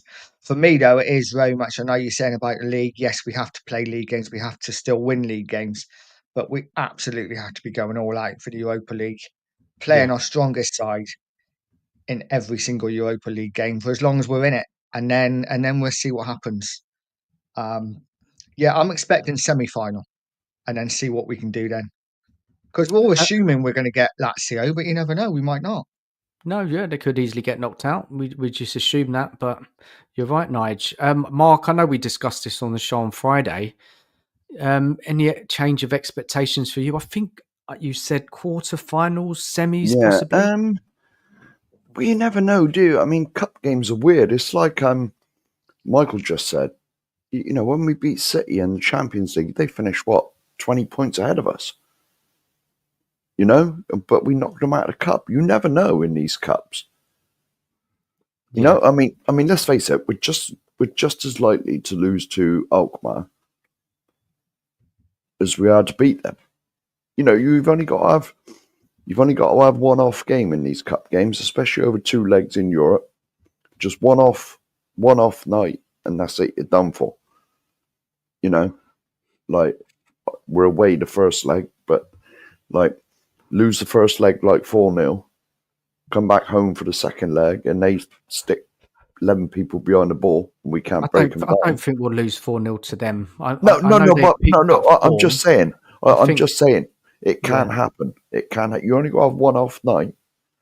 I mean, we could lose it. I think, Mark. Yeah, we could lose it. I don't know if we'd lose by 4, because there's not been many teams this season who smashed us by many goals. I know we got thumped against Liverpool. Yeah, there's been a couple, but most games we kind of lose by the odd goal, really, which is. Yeah, but it's like I said, these games, like a cup game is a cup game. They've been the same for years and years and years.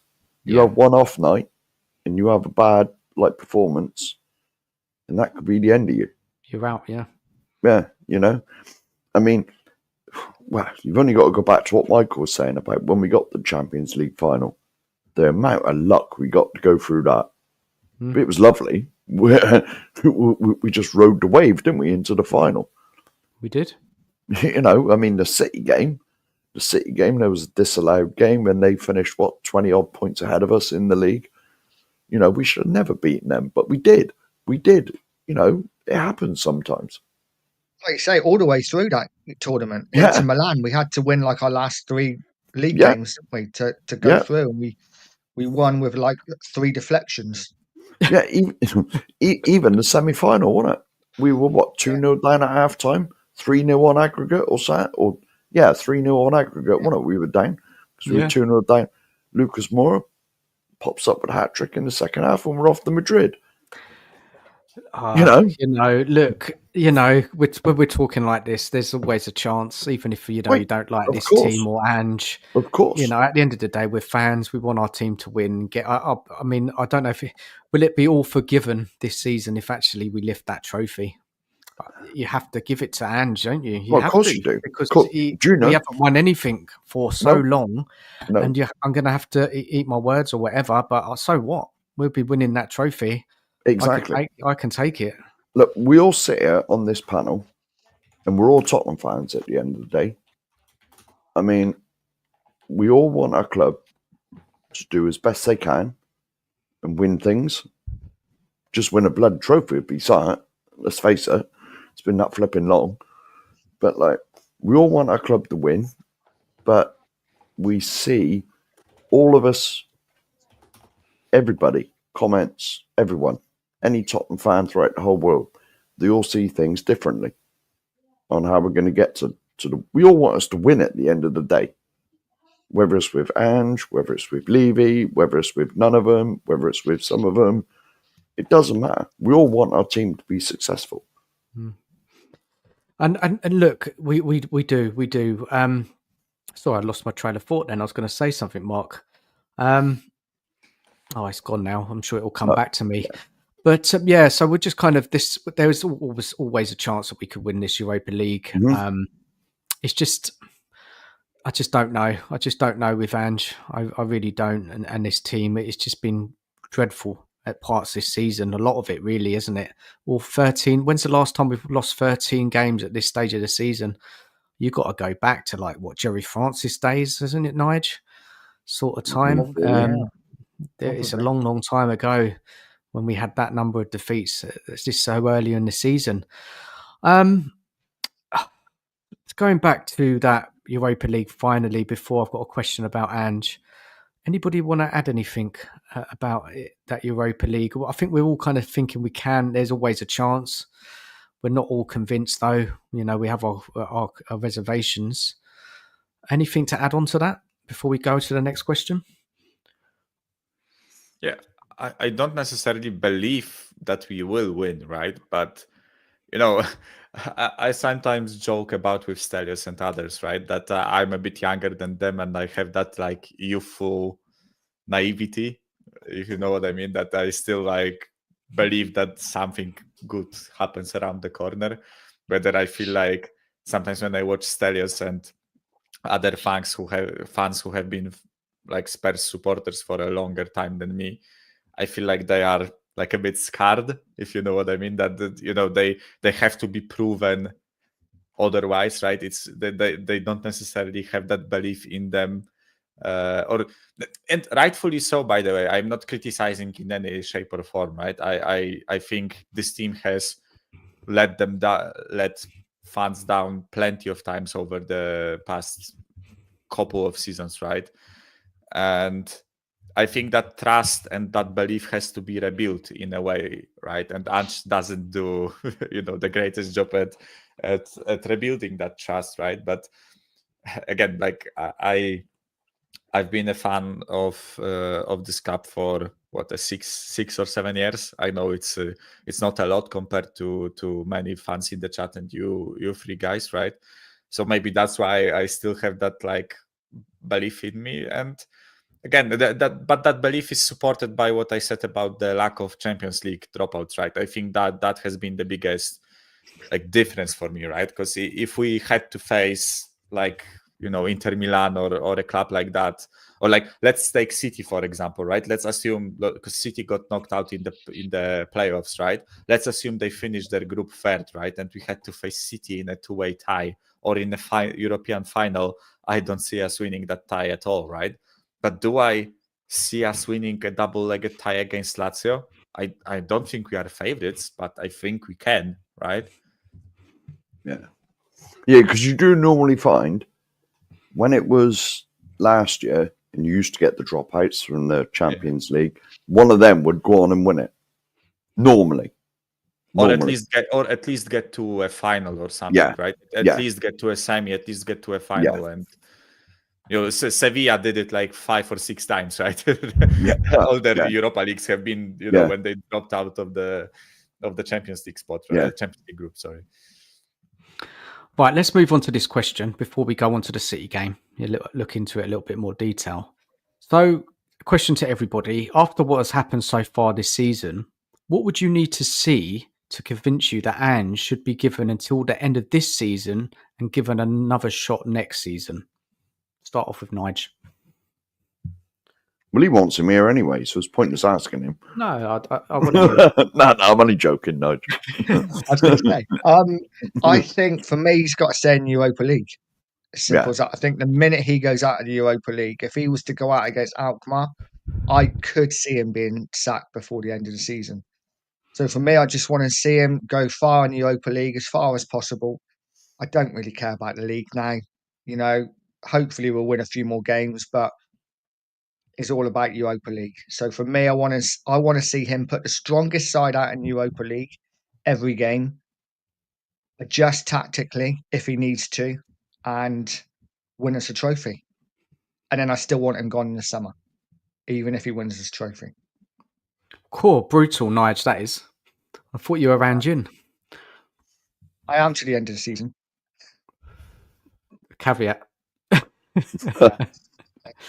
Okay, what about league-wise, Nige? If we, you know, say if we lose another 5 or 6 games, would that contribute to your decision as well? I don't think it matters as long as we're in the Europa. I think that's So the say one we don't thing win the Europa, we don't, and then the league. Okay, yeah, this doesn't really make sense, that question. No, I think if we stay in, if we were to get past Alkmaar and then lose a few more games, I think he'd then probably be safe to the end of the season. I think it all depends on the Alkmaar game. If he gets through that, he's fine. If he gets knocked out, I think he's gone. Yeah.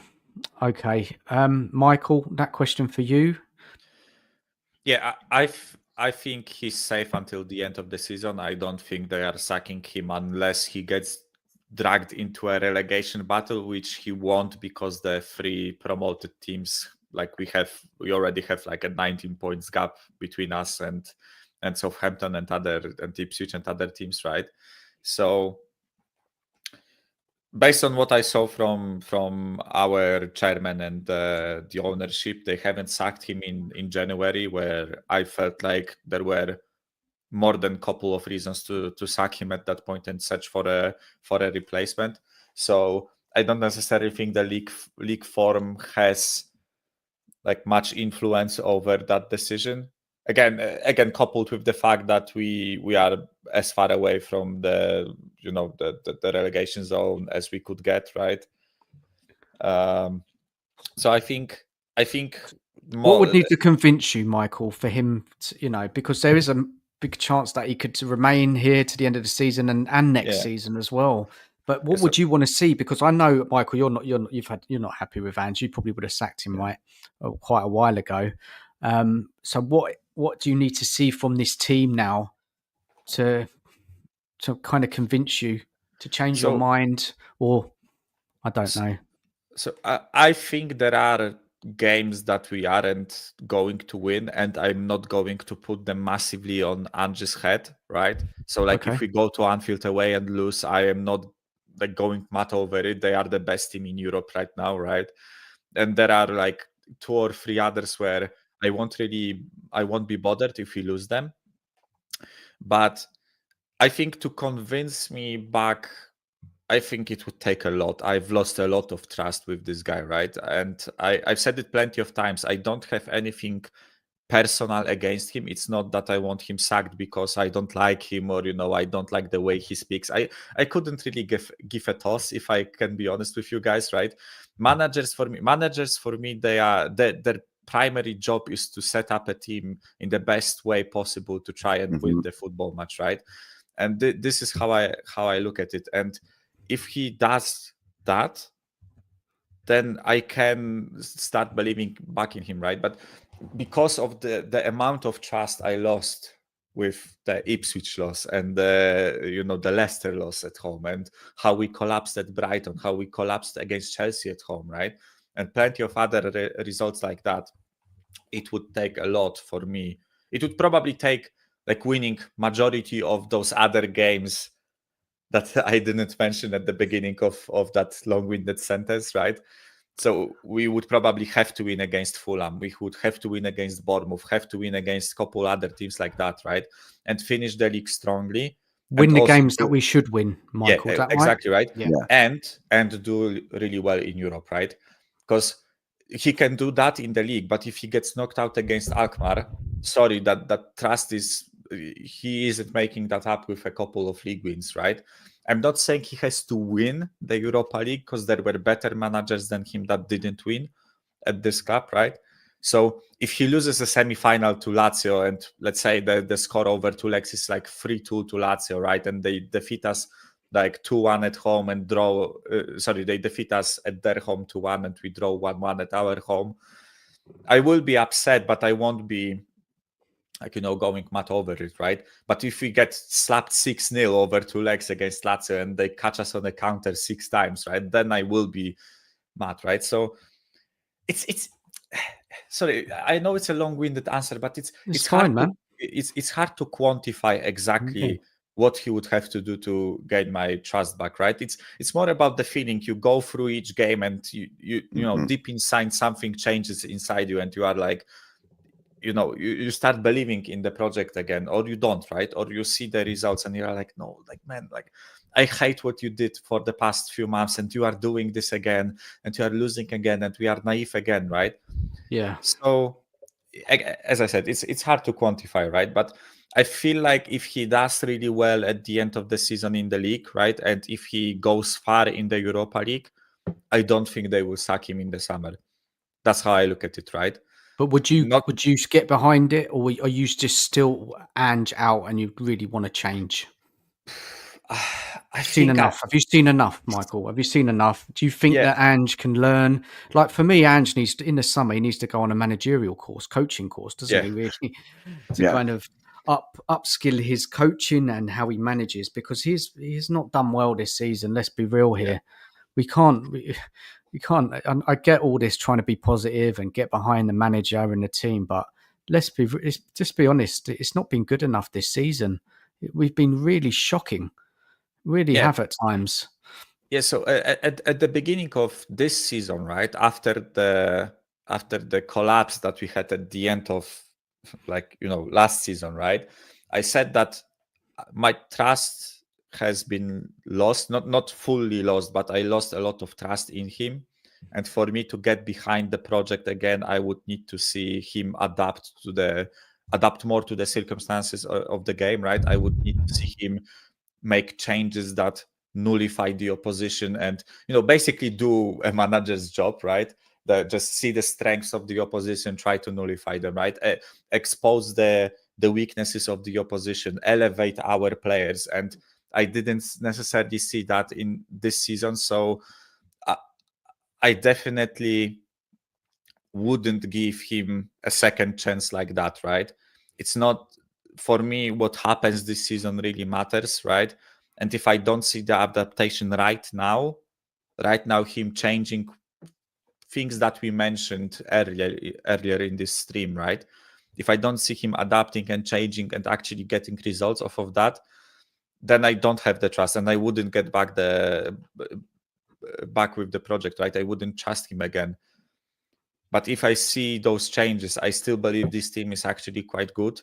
Not like title challenging good, but like Europa League to Champions League spot challenging, good. That's how I evaluate this team. And if he uses this team up to its utmost like capability, then I can get behind that project, right? So I think it's mainly about his choices as a manager and the way he handles the rest of the season, right? And again, I can't clearly like give you if X happens. Michael, it's a tricky question. Yeah, it's a tricky question, and it was kind of meant to be. It's get us all thinking and talking about it, because he's still here, isn't he? And there's with this club, you could end up having him next season as well, couldn't we? And that's it's worrying. It's worrying, but there's a lot more of the season to play, league matches. I'm going to say my bit in a minute. Let's go to thanks, Michael. That was good. It's a difficult question.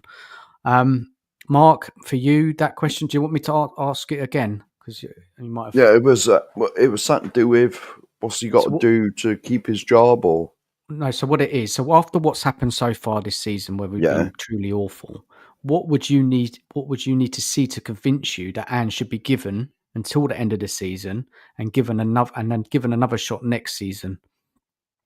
Yeah, well, to be honest, I think Michael covered most of it. Is to actually play a team to just set up a team with the tools he's got. Because you're not going to have the same tools every game, are you? Players are going to come in and out. They get injured. Whether that's his fault or not is debatable. But to me, it is because of the way we play. But, just because it doesn't matter who, from what I've seen of this season, it doesn't matter who we've got on the pitch. We just play the same way. Whether even when the personnel is constantly being swapped, there's two at the back. For a start, I mean, that can't be right. How many times have we been exposed in the defensive areas? You know what I mean? And he still insists on playing that high line when he had flipping I know what expression calls him. Davis at the back. Davis and the other one, Romanian Reigns, whatever expression calls him. That was truly shocking, wasn't it? Right. He did. Davis is like, he's about 40. He's 30 odd, isn't he? Or he's 30 or so, And you got Dragosin, who's not the quickest anyway. So why are they parked on the halfway line? It's all right if you got Mickey there. But naive. Such a naive decision, wasn't it? Yeah. There's no adaptation whatsoever. He doesn't adjust to, because let's face it, we got a squad of 23, 25 players, whatever it is, and you're not going to get 25 robots that are exactly the same. Are you? You're not. It's human. We're all human beings. So you're going to get 25 different players, but he doesn't fit them in. Like, say, if Maddison's playing one, just leave him up the front so he can be the creator. No, he gets him dropping back in the bloody our own half. He's no good back there. And like, you got, say, another midfielder that's more sort of settled to being at the back. You'll have him up front. It's nonsense. You've got to play with the tools you've got. And he doesn't do that. He really does not do that, because we play exactly the same way no matter who's on the pitch. The only teams that's forced us to change is like City in the Cup, where it was either the players took it upon themselves or City forced us back. One of the two. But the only games that we played well this season is when we've completely thrown Ange ball out the window and played on the counter-attack. And we have, because we played City on the counter-attack when it was either they forced us back or we sat back on purpose. It's debatable which one that is. And we hit them on the break and we scored. The League Cup game when we won 1-0. And what other game was it we won on the break as well? I think that was another League Cup game. Was that the Liverpool game? Yeah. The 1-0 at home. Yeah. And it's another one of them cases. Is it we chose to do that, or did Liverpool force us back? Debatable. Yeah. But that's the only times we've looked half sensible. Is one. So what needs to convince you again, Mark? I've lost Right. track. What, is it? Right. Is it An adaptation to start with, okay? to know that not every player is the same, and you might have to flick it, change things when certain people are available to when certain other people are available. B, win that bloody Europa League, because without that, what's the point of us being 12th? There's none. We did not build a £1 billion stadium to finish 12th in the Premier League or in the bottom half. Even 11th is still not acceptable after our so-called revenue and our spending power and all that. It's not acceptable. And so, well, to be honest, I would have liked him gone 6 months ago, because to me, I've said this on many streams in the 50-odd years I've supported this club, he's probably the worst manager I've ever seen. By a long way. By a long way. I can't remember us being this terrible. So open at the back, refusing to adapt. We've had some pretty poor managers, but they haven't had the squad that he's got as well. Because let's face it, unusually for Mr. Levy, I know it's not a Levy conversation, but unusually for Mr. Levy, he's actually allegedly backed the manager for once. He's certainly spent the bloody money. What a manager to back, eh? Yeah, exactly. And he's backed the bloody wrong one. Where was that money when Poch was here and we were on the cusp of winning nothing? He didn't sign no one for 500 odd days. Or Conte. Yeah, yes, or him. Yeah, but Pochettino's the one, because we were Harry. there. There's so many you can go. With every manager, every manager. With Pochettino, we were there. We were within half an inch of winning a league, anything, and we didn't sign no one for 500 days. That, and yet all of a sudden he just chucks all his eggs in this basket with him. It's like I said, he's the worst manager I've seen. Okay, so yeah, I don't think you'll ever be convinced, Mark. No, well, no. If he wins, put it this way: unless he wins Europa. If he wins Europa League, right, I will have to come on here and say, yeah, I was wrong. He's won us a cup, and I will be happy, because I want, as I said about 10 minutes ago, we all want our team to win stuff. We all want our team to be successful. It's how we get to that success that we all might have disagreements on.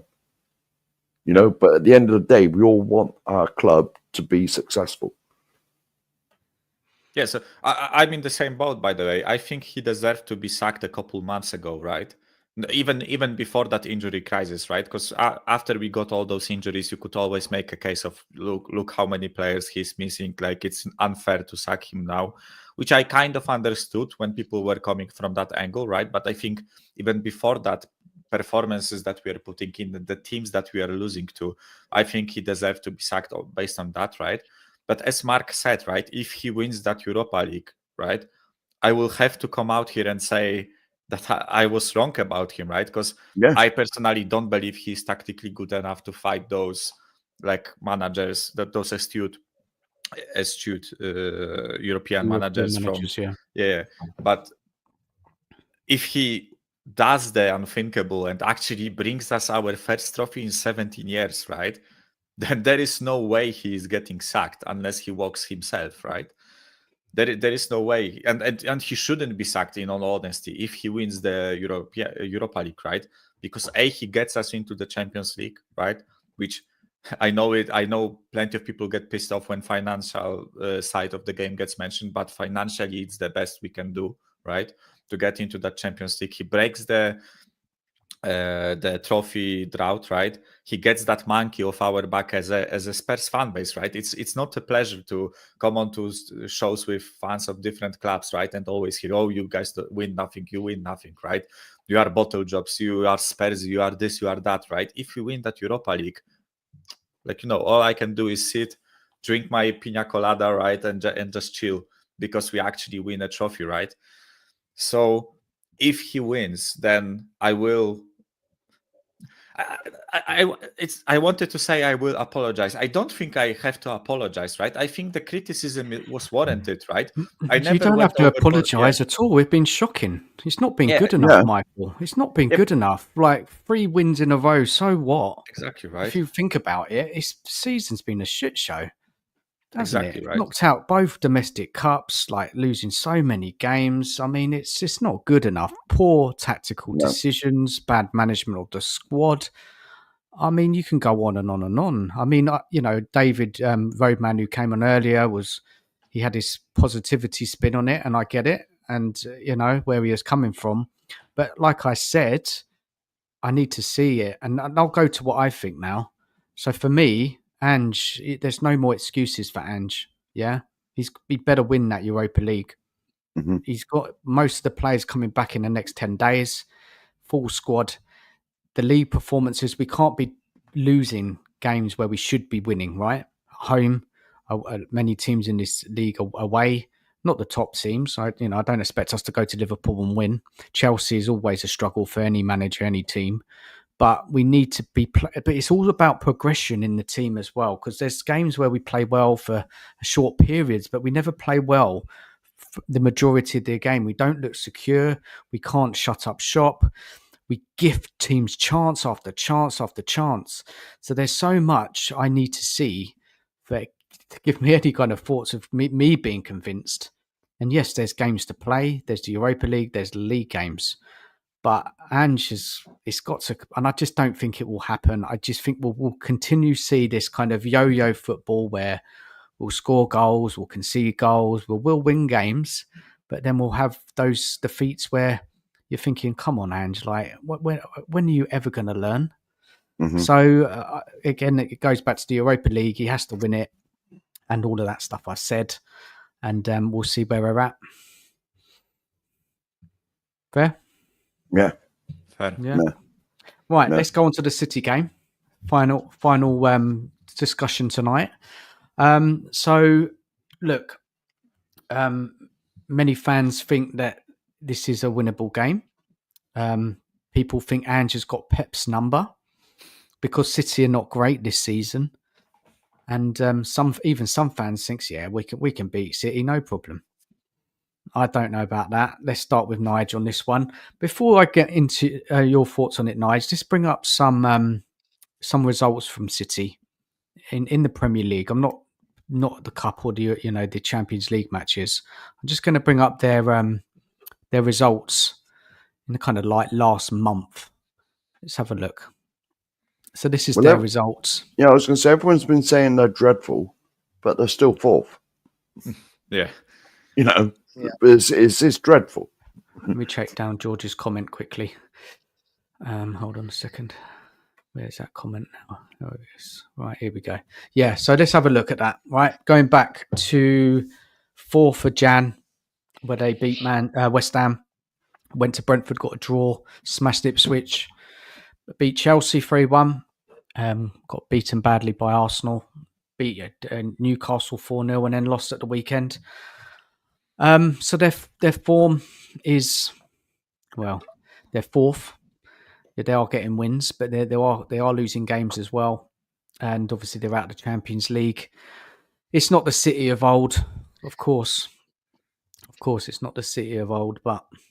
No, but they're an aging team, though. In my opinion. Aging? I think so. You know, like... aging team?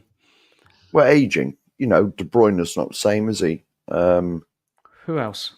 Who's aging? Because they've got quite a few youthful players in that team, haven't they? I know John Stones is getting on, but he's injured up. Carl Walker. I wish I know, because I'm useless at remembering footballers' names. I'm useless at remembering anything. Who's the one that's been missing? Is it Rodri in the middle? Yeah, he's been missing all season, but I wouldn't say he's an aging player. Is he not? I thought he was getting older. It seems still young. No, he's still young. Is he? All right. Yeah, he's 29, right? 28. Yeah, 28. Well, it just seems then that these players have been about forever at Man City. So they must have bought them like super young. It just seems like they've been there for like 10, 15 years. That's probably what it is, because they've been that good for that damn long. I think that's it. I think they've been that good for that long. Like they've Yeah. just, it's almost like when you're doing the same thing every year and you're winning every year, it Yeah. must get really hard to motivate yourself again for the next season when you're constantly winning. I Well, think obviously, they've just taken their eye off the ball a little bit this season. They'll be back next season. well, obviously, us at Tottenham, we wouldn't know anything about that. Yeah. Michael, what's your thoughts on City's form this season, and just your thoughts in general? What's going on with them? Sorry, I think I lagged. Do you guys see me? Well, Yeah, right now? yeah, we Yeah. see you. Yeah, You're all right. Yes. So with City, right? I think I think they were so good for so long, right? Yeah. That right now we see them. Right now they are normal, right? They are a normal top 4 team. They do what normal teams do, right? Which is win here, lose there, right? Go on a little bit of a run, get a surprising draw or a loss, right? I think they are just a normal team right now because they were exceptional for so long. And as people have said, some people have been saying that they are in the biggest crisis ever, and yet they are still 4th, right? So one thing that this says is how inconsistent most of the teams in this league are, right? Because when you look at that, Chelsea have fallen off a cliff after a good start, right? Nottingham Forest are winning, right? And they are there. They are kind of like out of the blue in the top 4, right? But Bournemouth, they are a really good team, but they aren't good enough to constantly win, right? When you look at Newcastle, they are really a really good team, right? I think they have a really solid first 11, but they lack a bit of quality. They lack a bit of that. They can't go on a run, right? So we end with City in 4th, right? Let's get the table up. Yeah. Because then it helps us then, doesn't it? Really, let's get that. Let's get the table up. Yeah. So the way I look at them, right? I feel like when I watch City, I feel like I agree with Mark. I think they are aging in a sense that, especially in the midfield, quite a few of their players are maybe aging is a bit of a bad way to put it. I think they lost a bit of physicality in the midfield. I think the fact that Rodri is injured has hampered them massively. I think he's been covering and running for quite a few players in that team. I think KDB, he looks like he's starting to fade away in the like his career is starting to fade away. Same thing with Gundogan, and I think Bernardo Silva is running his socks off, but you can clearly see that he's really knackered. Similar, Yeah, to he's an older player. Yeah. That's one Yes. Mark that you're probably referring to as well. Gundogan. Yeah. So like those 4 especially, right? Gundogan, KDB, and Silva. I think they are I think all of them are over 30, and Rodri is injured, and Foden never was the type of a guy to run around a lot, right? So I feel like most of the issues that they have right now come from the midfield, because people focus on their defense, but I don't think it's necessarily defenders' fault. The way that the way they get transitioned on all the time, right? Because when you look at their games, if they come up against a physical midfield that can turn the ball over, there are a lot of times where they get sprung on, and High line. They play a very high line. Yeah, they play a very high line, and their midfield doesn't have the physicality to cover the defense. And this is partially, by the way, where I see us doing well against them, because as much as I don't necessarily rate our midfielders in terms of quality on the ball and like overall, those aging players are still way better than what we have in the midfield, right? But what our players have is the physicality and the energy, right? And I think if they play a similar midfield to what we see right now, right? Silva, Foden, and Gonzalez, I think he will be a brilliant player for them, but he is quite young. He needs to, learn the system, learn the Premier League, right? Foden is not a physical player. He doesn't run around a lot. Michael, can you tell us a bit more about this new player? Because I'm sorry, I don't know. Who is this player? Where's he from? I Yeah, so haven't really been i- following it. Man if City this if season. I'm not wrong, he's either from Barca or Real Madrid academy. He left the one of I don't remember which club it was. It's either Barca or Real Madrid, right? He left that club at quite a young age, and they bought him from Porto, FC Porto, right? And he's been doing really, really well in the Portuguese league. At least from what I read on him online, I don't necessarily watch too many games of Porto. I watched a couple of their games in the Europa League, right? But what he is, I think he is that like hybrid between a 6 and an 8. So he's not like a destroyer center defensive midfielder. But I wouldn't necessarily call him like a typical box to box where he just gets involved in every single attacking phase, right? I feel like when Rodri comes back, he will form a really good pivot with Rodri, where Rodri will be a bit of a more defensive side of a pivot, and Gonzalez will be a bit of a more offensive, kind of like we had with Dembele and Wanyama. Not the same types of players, but you get the point. Like Wanyama was a bit more defensive, Dembele carried the ball forward, right? So yeah, that's how I see him, right? And yes, he's young. I think it will take him a bit of time to get used to Pep's system. But I think this is kind of similar to what we will see against us tomorrow. I don't know if Haaland is fit or not, right? If Haaland is there, then it changes things, right? But assuming he's not, I think this will be kind of similar to what we see against us. And this midfield is not physical, right? Gonzalez is physical, but other two guys, Silva and Foden, aren't, right? And I think if He's a very busy midfielder, Michael. When I look at his heat map, he's all over that midfield. Works a lot. You know, you says a lot. When you look at his positioning on the field, you know, his heat map, red all around that, in front of the defence, behind the forwards. He's very, very active. Yes. Yeah. So yeah. So by the way, by physical, I literally mean like the strength and the physicality, right? I think Bernardo Silva, he runs around a lot, he covers a lot of ground, similar thing to Gonzalez, right? But they aren't like physically imposing, right? No. So I think if a Bissouma or a Sarr get into a 1v1 against them, I think they wouldn't find it the hardest to take the ball off them. And that's where I see our chances against City, right? I think if we manage to turn over the ball in the midfield, I think we have a pathway, a literal highway to attack them on the flanks and through the middle, right? I think if you play a front three of Johnson, Tell, and Son, which probably we will, that probably this will be the front three that we play against them. We have a lot of pace, we have finishing, and I think purely because it's against City, I think City will have majority of the ball and we will be able to catch them on the counter, right? So overall, I don't think they are a bad matchup for us, right?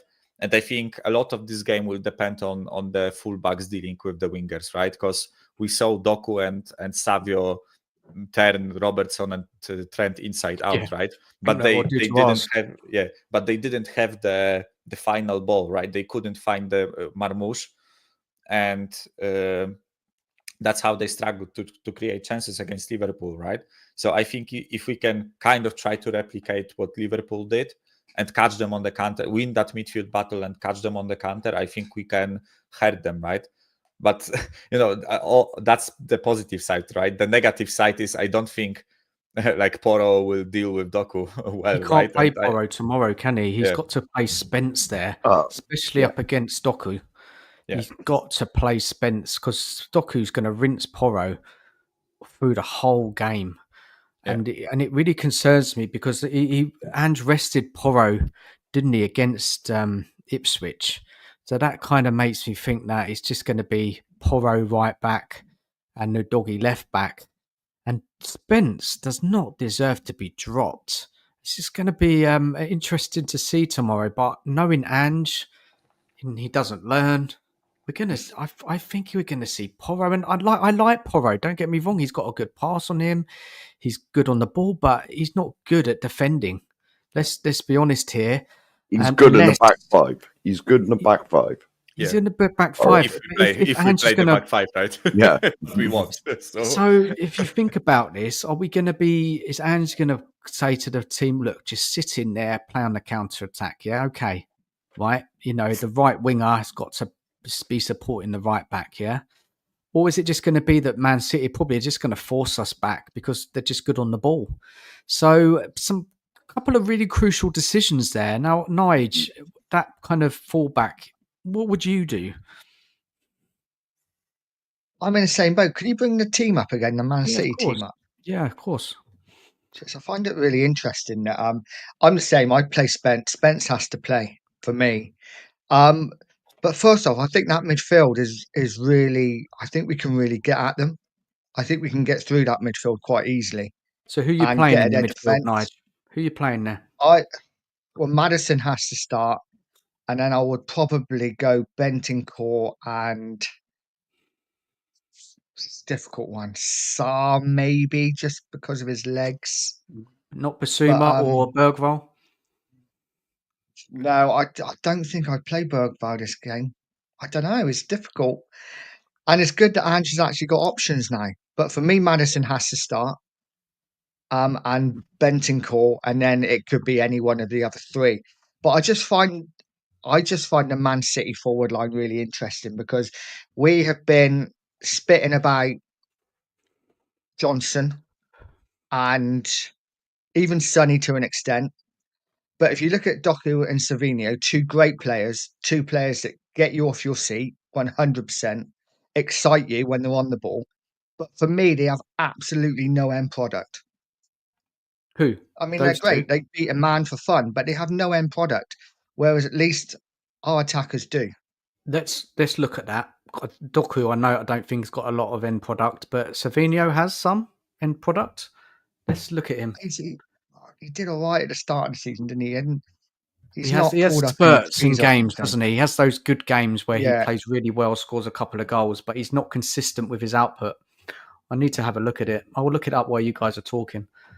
For me, I think that's been one of City's biggest downfalls this season. I don't understand why Grealish isn't playing. I think he gives a lot more than Doku does, personally.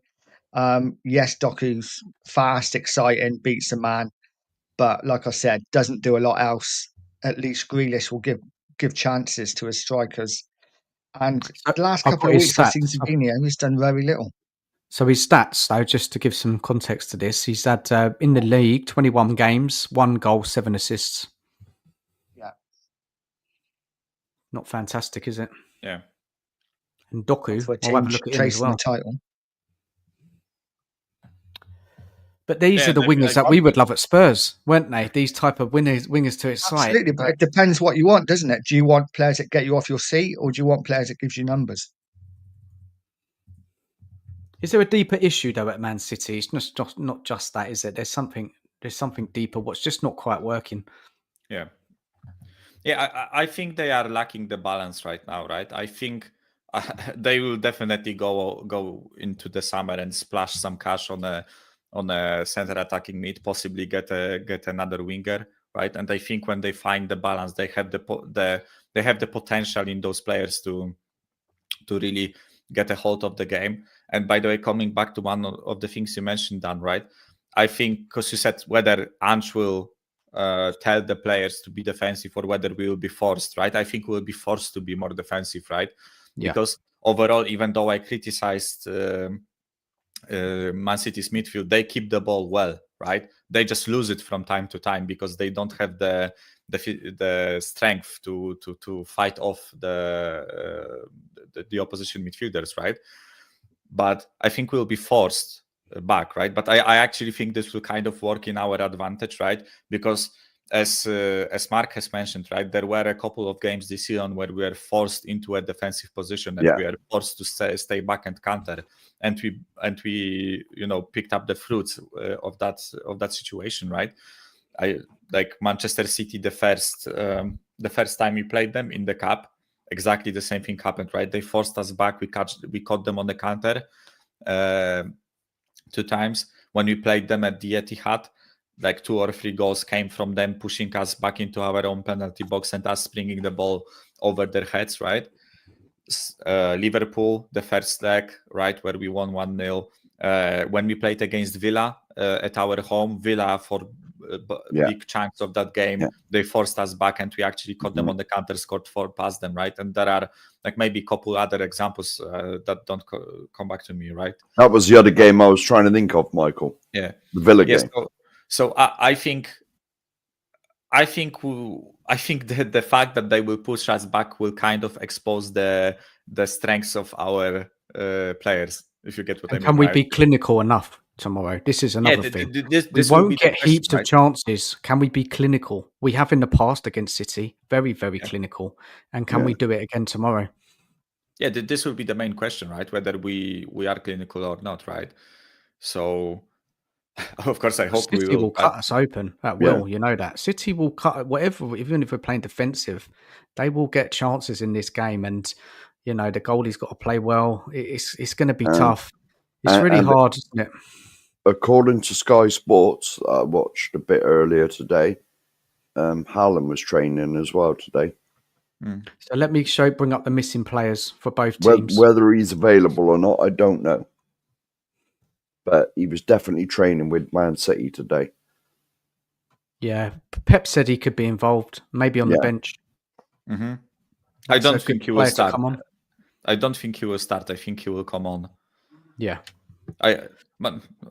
Maybe he will start, right? But you know, I just feel like because they mentioned something about a knee issue with him, and I feel like that's like such a scary prospect to play him over the injury. I don't think Pep necessarily cares about this game that much to risk Haaland getting injured and losing him for a longer period of time. So I feel what do you mean he doesn't care much, Michael? What is it in the league? He's still not guaranteed top 4 yet.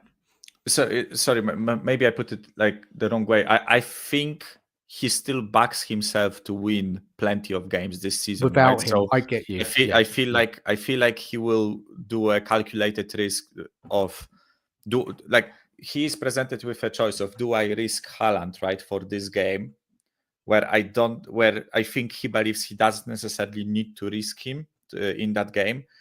Listen, I feel even without Haaland, City have enough quality to beat us.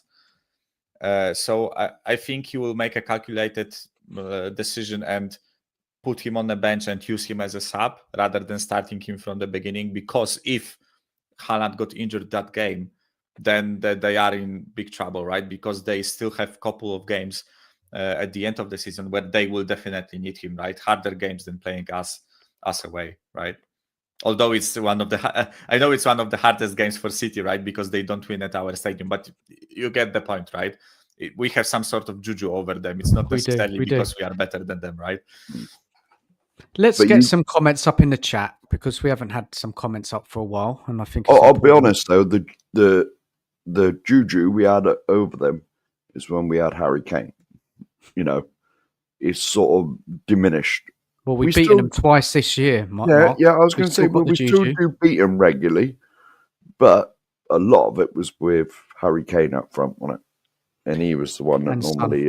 Son. Yeah, and we've still got Son, but he's not the Son that he was. Performing Son, yeah. Let's get some comments out in the chat. Let's have a look. Draven, he's the worst manager we've ever had. So you must have been having a little argument in the chat with Draven about Ange. Mark... oh no, it's Mark Cookmaster. That was Cookmaster. Yeah, Cookmaster. How are you, Mark? Hope you're well. You're not well, are you? I hope you get better soon, buddy. Sorry to hear that, mate. Man. And George, good show, Nige, Dan, well done. Thanks, mate. Thank you very much. Draven, we're all saying he's the worst manager, but so what? He's here, and we have to support him. Yeah. I support any manager. I haven't the power to sack him and get another one. That's up to Levy, I'm afraid to say. That's true. George, it's totally a new side. Simple as that. Is he referring to City? I'm not sure. Maybe. It's a totally new side. Maybe this was quite a while ago in the chat. David Clark, Ange better not put Dance on the wrong side this game because whoever's playing right back will need all the help he can get because he won't get it from Kulu. This is it. This is the concern, what we just mentioned a little while ago about whoever's playing right back needs the help from their winger. And and then again, and that's why I'm thinking Kulusevski may get chosen. A bit more physical, isn't he? Get up the field, get down. Johnson, in a defensive aspect, offers very, very little. He might really go in get for the odd back, doesn't he? challenge, but it's this balance. This is a decision Ange's got to make tomorrow. To be honest, if he doesn't play Spencer, there's got to be something wrong with him because Spencer's our only natural fullback. He's probably going to play him left back. Yeah, I think he will play left back, Spence, and Porro will play right back. Yeah, possibly. And then he'll bring Udogie on because he's just come back. I think that's probably more likely to happen. I can't support a manager who's tactically inept and stubborn as a mule. The team, yes, but the manager, no. I agree. Mm-hmm. And CEM, Levy is entirely another piece of work altogether. I support any manager up to a point, but once I've seen enough to show me he's not up for it, I'll just support the players on the pitch. Yeah, same here, man. Definitely agree with that. And George, my mindset at the moment says take a draw. Look, just on that, I would take a draw. I think a draw is a good result against a good side. And then it just shows us that we're not losing and we keep the unbeaten run going in the league. So, yeah, hell yeah, definitely take a draw. But we do normally beat them. As good as City are, we do normally beat them. Yeah, and I think this is why a lot of fans are hopeful tomorrow. They're looking forward to the game because of our excellent record against City. Yeah. If it was another team, maybe we'd be a bit more worried. Well, I'm still worried, but I mean, I'm talking general fans. Draven, let's hope this tide is now turning for the better. If you begin to enjoy the football and we are winning, you'll always have to support the manager. Look, obviously, we always hope for better days, but we've got to be realistic with Ange. He hasn't shown enough that he is a good manager. At the moment, he's not a good manager. Nicola, now we are 13th, so that means Palace won, right? Yeah, 4-1. Palace beat Villa. 4-1. What's the score? 4-1. Stuffed. Wow. It's a great result for Palace, eh? That is. Glasner, the guy I wanted after Conte, by the way. I was with Palace, Michael and Nige and Mark. Palace didn't start the season well, did they? I know they lost a couple of players in the summer, and they've kind of picked it up slowly. It's been a very gradual. What is it? What has gone on? What's happened with them? Why are they starting to pick up more results? I think they needed to get used to not having Olise, right? Because they were absolutely brilliant at the end of the previous season, but it was mainly built on Mateta, Eze, and Olise, right? When you look at it, 3 quality players in the attack, right? And they were, Glasner, he plays 3 at the back. The Munoz, by the way, the right back, I think he's absolute quality. And they got him for peanuts from Belgian league, right? And he isn't anything like, sorry, I said absolute quality. I think he isn't like a reliable. Is that it? Is he like reliable, he's Michael? Really reliable. He does his job well. He defends well, and he contributes in the attacking part of the pitch, right? So I think overall, Glasner made them really solid in the back, and he used the quality he had in the front forward line to get those results over at the end of last season. Then they lost Olise, and I feel like they replaced him with Ismail Yassar and the Arsenal striker Nketiah, right? Yeah. They replaced Olise with that, right? It was a huge downgrade, but I think what mattered the most is the fact that, first of all, they had to adapt the style of play to cover the lack of Olise. But I also think what mattered a lot was the fact that Mateta played in the Olympics, right? So he missed, I think, 2 or 3 games at the beginning of the season, and he didn't really get any rest, right? Because he was playing at the Olympics. And I feel like as soon as Mateta, you can see that as soon as Mateta started scoring and contributing in the forward line, right? Again, they started picking up results. And by the way, guess who was the first team they beat this season? Mighty Tottenham Hotspur, right? But they also lose their captain, their centre half.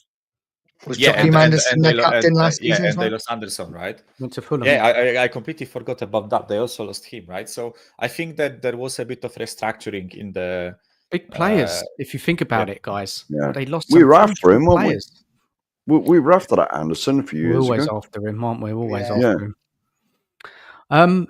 Yeah, it's interesting. It's interesting. It makes a lot of sense now. It's just taken them a while to get their kind of team together, back firing again, and what a fantastic result for them. What a result. Let's just do a few more questions in the chat or in comments. If Johnson plays, he will score against City. We'll see if he even plays. I'm not sure. I'll only support manager who, big up Nicola, who's willing to adapt when things are not working instead of playing the same tactics that clearly don't work. Yeah, totally agree. There's a lot more. There's a hell of a lot of Ange to approve. Now, this is what, for me, with Ange, no more excuses. Yeah, don't want to hear them. Once we lose a game, I don't want to hear excuses anymore. I haven't got any time for it. Henry Fong TV, big up to you. And he said also having a feeling we'll get something first see if no Haaland. Quite possibly. Mark, Spurs were Palace's first win this season. Yeah, we just said that. Yeah. George, I watched it. Palace moved the ball really well. Best I've seen them play. Yeah, they're improving.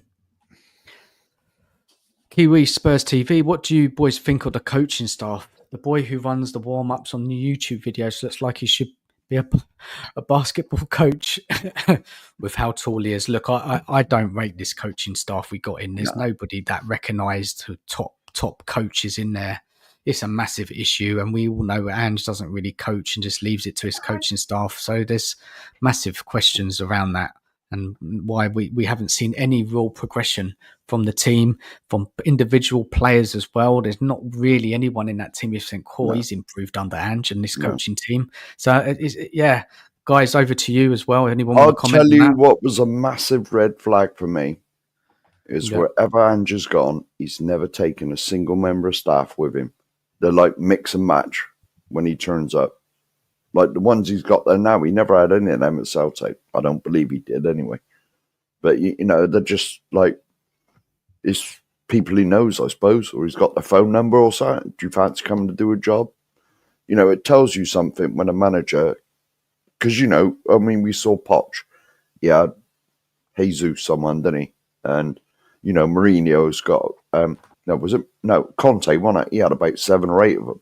Mourinho's got his collection that goes with him, you know, but that was a big red flag for me when Ange didn't even, all right, Ange become our manager, like, and you always look, like, who else has come in? There was nobody. It was, Ryan Mason's still knocking about. Oh, yeah, lovely. You know, and then it was it some Australian bloke, wasn't it? What's his blimmin' name? Jedinak. Jedinak, that's him. Yeah. And there's a couple others. You know, he's never taken anybody with him anywhere. And that to me is a red flag. That is strange. Yeah, I can never work that out. No. Almost makes you think that maybe the coaches that he works with in the past actually don't enjoy working with him, or maybe he doesn't enjoy working with them. Yeah. I don't know. Yeah, it does seem weird, but apparently what I've heard, he doesn't take a lot of notice of the coaches anyway. You know, so I don't know. Yeah, I think it would also be a different outlook if, even if he didn't bring, you know, his coaching staff, we provided him with like a top class coaching staff, right? Listen, I don't know those coaches like personally. Maybe they are talented young coaches that our, you know, director of football scouted, and he thinks that they are, you know, going to benefit the team, right? But when you look purely at the history of employment of some of those coaches, like we have that guy who managed Hibernian, I think. He's still there, I think. Yeah, and he's still there. We have Miles Jedinak, who wasn't anything special as a player, and he wasn't anything special as a coach, right? We have Ryan Mason, who we know isn't the greatest coach out there, right? And you can make a couple other examples like that, right? So you look at that, and we don't really have an experienced coaching staff. And Ange doesn't have his own coaching staff, so it kind of leaves you wondering what if we either of those two scenarios actually happened, and we either gave him an experienced staff. Maybe he didn't want experienced staff because they would point out the mistakes of his system, right? And right now with a young, impressionable coaching staff, he can kind of force his ideas onto them, right? Because he is a much older, experienced head. among those coaches, right? So yeah, it was concerning, as you mentioned, Mark, right? When I saw that he is not bringing his staff, it also means, because when coaches bring their own staff, like Conte did, right? All of them know exactly what he wants from the team, right? And they can immediately start working on the principles of that system, right? And then can immediately start forcing that system onto the players. Whereas I felt like there were times where the coaching staff didn't really know what they are supposed to teach the players, and you could see that on the pitch where our players aren't good defensively because I don't think they are getting coached in that system defensively. It sometimes looks like they don't know what to do offensively, right? It just looks disjointed when I watch us play, and the effect of our playing is the way we play is the effect of the job that the coaching staff does, right? So yeah, it's like, but it's just one of the few issues that we have with Ange and everything I around think him, you're right? absolutely bang on with that. You would think the way Ange plays his system, which is so unusual, no other manager plays it, that he would have experienced staff that know exactly how that works, so they could train the players quicker. Doesn't make sense to me. Guys, let's jump back to the City game before we wrap it up tonight. We've been going on quite a long time. Good question about the coaching, though. Who's it? Brian, big up, Brian. Evening to you. Hope you're well. Big up, Brian. Just a couple more about the coaching. Couple of Aussie connections on the staff, so surely must be Postecoglou or Munn's appointment. Fair enough. Okay. Where were we with this game? Let's go over starting lineups. So this is the predicted lineup I've seen online. You can question it. Let's go through. Start off with Mark. Is this who you would play? Was there anybody you'd like to change around in that team? Oh, well, at least Jed's in there, because I've seen Paro over that side, but Jed's there. Because Jed is our only natural fullback. The other two are wing backs. Sa, Bentancur, Kulu, Matters, Sonny, and Tell. Yeah, that's about roughly what I do. But I do worry about Paro as a right back. Well, as the right back, because he constantly gets overrun. He's constantly getting caught out of position. But that's very similar to what I would have picked myself, probably. I mean, if I build Sa and Bentancur. Yeah. We don't know our best midfield, do we? This is the trouble, Ange. We've got options now. I'd put. He knows. I'd definitely have Sa in there because he's got the engine. Like, he runs a hell of a lot. He hasn't been in his plans lately. Have we noticed? No. Sa's been on the bench a lot. No. I don't think he fancies him anymore. Will he stick Biss in there instead then? I don't know. That's personally, I'd have Spence on the right and you Doggy on the left. Yeah. Personally, that's what I'd do. But okay, so pretty much how you'd have it. It is pretty much because I mean, what is Bergvall? Is he a 6? Is he like? I thought he was brought in as a sort of like a 10. Or do you know what? I would probably play him. I'll play Bergvall.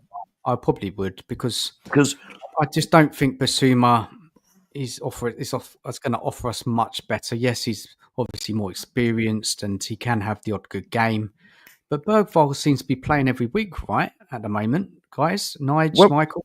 When we signed Bergvall, though, when we did sign Bergvall, I always thought he was like a sort of 10. I thought he was more attacking midfielder. No, he's a central midfielder. It's like an 8. Yeah. Up and down. Michael, Nige, would you go for Bergvall in there, or would you go Basuma? Nige, what do you think? I'd probably go Basuma. I think we need to keep it as tight as possible. I like Bergvall. I think he's a good player. I've seen some promise in now, and I think next season we're going to see an even better player. But for this game, I'd play Basuma. Okay. Yeah. So I'm in the same boat. I would play Bentancur, Bissouma, and Maddison as the midfield three. And I'm kind of torn with Kulusevski, right? Because I think he needs and he deserves a rest. But I don't think City is necessarily the game he can get rested in, because even though his performances of recently haven't been the best, I still think he is one of the better performing players in that team. And I would also be a bit scared that if we play Johnson there, as we mentioned earlier in the show, he doesn't provide the defensive cover that we will definitely need in that match, right? With Doku and Savigno on the wings. It also depends who plays right back, right? If Spence plays right back and Udogi plays left back, then I guess you can play Johnson a bit more safely because Spence is much better defensively than Porro. But I assume that it will be Porro on the right and Spence on the left, or Udogi, which then kind of forces you to play Kulusevski, right? It's a bit of a strange situation to be in, right? But honestly, guys, I wouldn't be surprised if Ange drops Maddison tomorrow. Like, I don't know, they have some sort of drop Maddison, they have some sort of a beef between them. I don't know why. I don't know why. It pisses me off. It pisses me off every single time I see Maddison on the bench. I think he's one of the better players in that team, and he just gets shunned away every single time. And here, come on, Maddison, have 15 minutes at the end of the match and try to make an impact, right? Yeah, when we're 3-0 down. Yeah. Like, we've created nothing the whole game. Yeah, it's ridiculous, right? I hope Maddison plays in the midfield, and I think Kulusevski will start. Although then again, like, Johnson scored 2 goals, so can you really drop him? What kind of a message? What about Johnson centre forward? Johnson centre forward. That's an option. I don't think Ange will do that, right? This is the issue, right? If you asked me, with all the assumptions I made when we started talking about the game where they will pin us back, I don't think you need a center forward who fights for the ball in the air.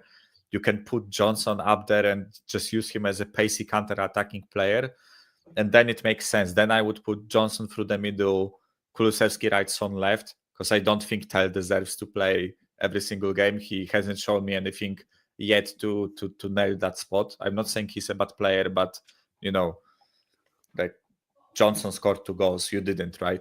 Tel didn't. So I think it's really tough, right? Because Johnson doesn't deserve to get dropped. Maddison doesn't deserve to get dropped. Kulu probably won't get dropped because he plays him every single game. Tel probably won't get dropped, but one of them has to be dropped, right? So, like, which one do you choose? That's the way I look at it, right? Yeah, it's like I said. Before I came on here, I put in your thing. Johnson is not a winger. He never has been, never will be. He never was at Nottingham Forest. He was an inside forward. He was on the right sort of side. He was sort of like Son, but on the other side, because Son was never a winger either. He was an inside forward, but he was on the left side. Harry was the main man, and Son was sort of on the left of it. And so to expect Brennan Johnson to get down the line, beat players, whip balls in, that's not what his game's about. His game is about getting in the box and arriving late on the back post. So for me, this would make sense, this team, yeah? So obviously Gray and Danso are the only options at centre-back. Obviously Vicario in goal. I would play Spence right back, a Doggy left back. Then I'd go for midfield, probably take the safer option with Basuma and Benson Core.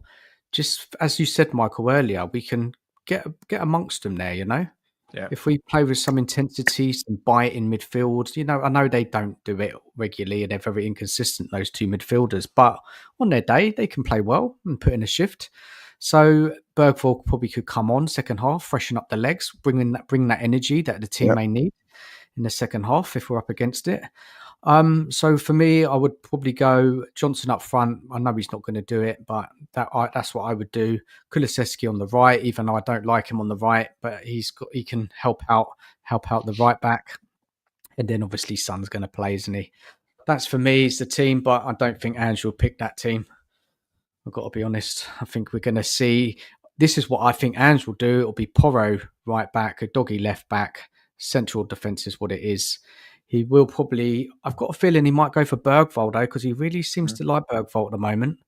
You know, the thing with Bergvall, I know people raved about him. He played really well against Ipswich, but it's Ipswich. Yeah. Yeah, he probably looked a class above some of their players, yeah. Again, when I saw Bergvall against Man United, he kind of he drifts through the game, doesn't he? Sometimes games pass him by. There's some clever little touches, some good little moves. He's brave on You the ball. expect that, though. You He's expect young, that, though. He's only 18, Yeah, whatever he is. I don't blame him. This is not No, critical of him. It's him no. being a young player in a team Yeah. which has not been great this season. But I think he probably will go Bentancur, Bergvall, and I hope Maddison. And then he'll go I think if Tell, Johnson, and then Son. I don't know. Maybe Kulusevski. Not I sure. think if Bergvall starts, Maddison doesn't. You reckon? Yeah. What I'd personally like to see, seeing as we haven't actually got a recognised striker at the moment, because Tell isn't a striker, as Mark put in the chat, he's an inside forward, and Johnson is an inside forward. I'd like to see him go 4-4-2, like the old days. Mark, forget But he's that. not man. doing that. I know. We're talking about players' position, like players, maybe Johnson playing out of position, but he would never ever change But like if that. he put Tell and Johnson up front, I get what you're saying. they're not playing out of position because they were both like inside forwards. You know, I've said, A lot of them. you know, so He doesn't do it. He's not that manager. No. Just whatever tactically adjustable manager, whatever you want to call him. He will take the square pegs that we have and try and force them into round holes. I had to get that in. That's my saying. Yeah, you have to, and the $1 billion stadium. We haven't had that yet. Have I not mentioned $1 billion stadium? No, we haven't had that Oh, tonight. all right. But No. we're not doing the league tonight. Guys, we're going to wrap it up shortly. Any final thoughts on that City games? We could do predictions if you want. We can, anybody else want to say anything about that match tomorrow? Then we're going to do some final comments in the chat, and then we're going to close the show down. I'd take a draw right now. Give me a point. Keeps the run going. We don't lose. That'd do me. Fair enough. Michael? Yeah, I'm same, right? As much as I love winning against City, right, and as much as I would like us to compete the 6-bit over Manchester clubs, right? If London can be, wide, then maybe Manchester will be right for this season, because we've beaten United 3 times already, and now we have the chance to beat City for the 3rd time. Yeah. But all jokes aside, I would take a draw, right? It still proves to me that maybe something is getting, just a bit better. We are just getting, that tiny bit better than for the past couple of months, and it just keeps a positive momentum going, right? Even though it's not a win, I still think plenty of players and the coaching staff will take positives out of that. But if we win, brilliant, right? I as I said, I love winning against City. And I don't think it's as much of a wipeout as some people try to make it out to be, right? I know that City have won some games recently, and they actually looked well against Liverpool. But I don't think it's a massive gap in quality, right? I think there are places where we can hurt them, and I think just purely based off of how they play, it will kind of suit us, right? Suit the way we want to play. Yeah, definitely. No low block. It will be lots of space to run into, and just have to hope we're clinical and it goes our way. But look, Mark, final thoughts on you on that City game prediction? Now, if Haaland plays, I think we lose. Okay. But seeing as Haaland's not likely to play, I honestly I honestly quite fancy us to win because we have the hoodoo over them. You know, we do have the hoodoo over them, and I wouldn't be surprised if we won tomorrow night. At least I hope we win. I What you're hope we win predicting, though? everything. What's your head saying and your heart saying? Prediction: Yeah. 2-1 Tottenham. Wow. Because we have got the hoodoo over what's them. happened to you, man? No. It's only because it's Man City. If it was, I know. Only joking. if it was Norwich at home, I'd predict us to lose 2-1. Fair enough. Look, let's go. For me, I just think, I don't know. I can't call it. I just think, are we going to get through another game conceding that amount of chances? But then our City in hot form? No, they're not. They're vulnerable. It's so hard to predict this, isn't it? This one is tough. I wonder what the odds are. I don't know if that tells us anything. But look, let's go over some comments in the chat and then let's just wrap up. Hold on a second. So let's just go from here. Draven, Ange won't drop Porro. He must be in Porro's contract that he has to play if he's fit. Mm-hmm. And Porro has been poor, but he still keeps his place. CEM, Maddison has to play. We all agree with that. He's got to play him. I'll be shocked if he doesn't. George, without Maddison, how do we open up City? Yeah, very true. Very, very true. We need him 100%. He's been doing good this season when he's played. I don't think Maddison should play against City. I don't think he'll cope. I disagree with that. Maddison scored 2 at City early on this season. And that's Draven. Sorry, strongly disagree with you there. David Clark, if we play Tell and Johnson as a pair of strikers, you'll be waiting until Thursday night for us to score. David, you're not a big fan of either player. I get that. I totally get that. And Tell, for me, very raw player, not the player that we needed to sign. Nothing against him personally. I'm sure he could be a good player, but for me, what I've seen so far, he's just not been really in the games as he struggled. He's going to take him a while to adjust to the Premier League. It's one of those who knows again, isn't it? That's the signings we make. We are winging a prayer now. On all our signings is winging a prayer. They might come good, but they might be not so good. We'll see. We'll see about him. Tell, Michael, did you? I don't think I heard you talk about Tell tonight. Nige as well.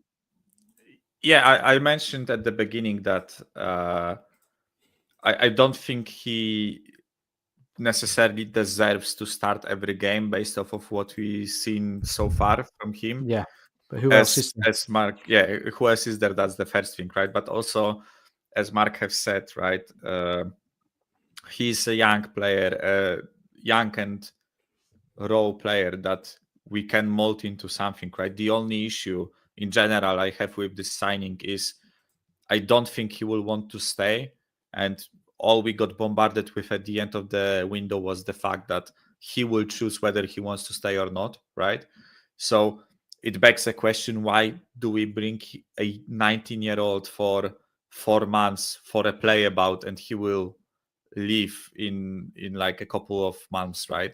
And we will never see him again. We're not going to see him when Solanke's back. We'll barely see him. He might get a few sub appearances off the bench. Well, let's face it. Wilson, we've got Wilson back as well, guys, as well. He's going to be playing on that left. He's going to take Son's place. Yeah. Let's face it, he's only here because Bayern's the lowest money for Harry. It's to get 10 million off. It's to get 10 million off what they owe us, because that's what we're allegedly giving them for a loan fee. So it's just, we won't pay you, you don't pay us, sort of thing. You know, that's the only reason he's here. He gets game time. He gets, he's going to get a lot more game time at Spurs than he would. Of course. But the only reason, when Solanke's back, we won't see him. But the only reason he's here to start with is because it's the lowest money for Harry Kane, and it saves them coughing out 10 million for us. Possibly, yeah. I think there's something to do with that. Definitely. Mark says 1-3 City. We get found out again tomorrow. He's the negative side of the show. Oh. And so CM, he played pretty well in the away win. Yeah, about Maddison, he did. I think City will win. Bergvall or Kulu in that position, not Madders. Not like Madders. Don't know why. George is going for a 0-0 boring game. I don't know it'll be 0-0. My goodness. I think there'll be goals. I would be really surprised if it was a 0-0.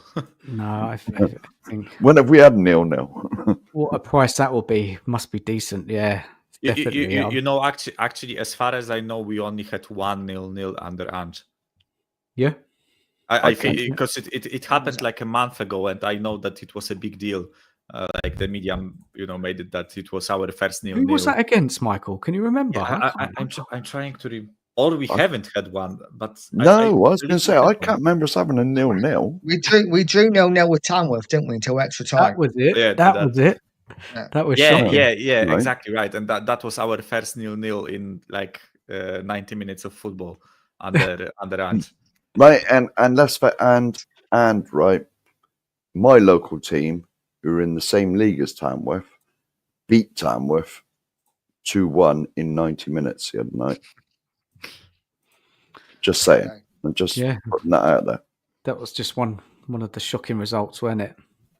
Of the season, that draw. Man City looked toothless against Liverpool, but we are not Liverpool. That's right. We're not. 6-1 about. Okay. Not That's bad, probably is it? 0-0. That's probably a 0-0. 0-0 at Paddy Power.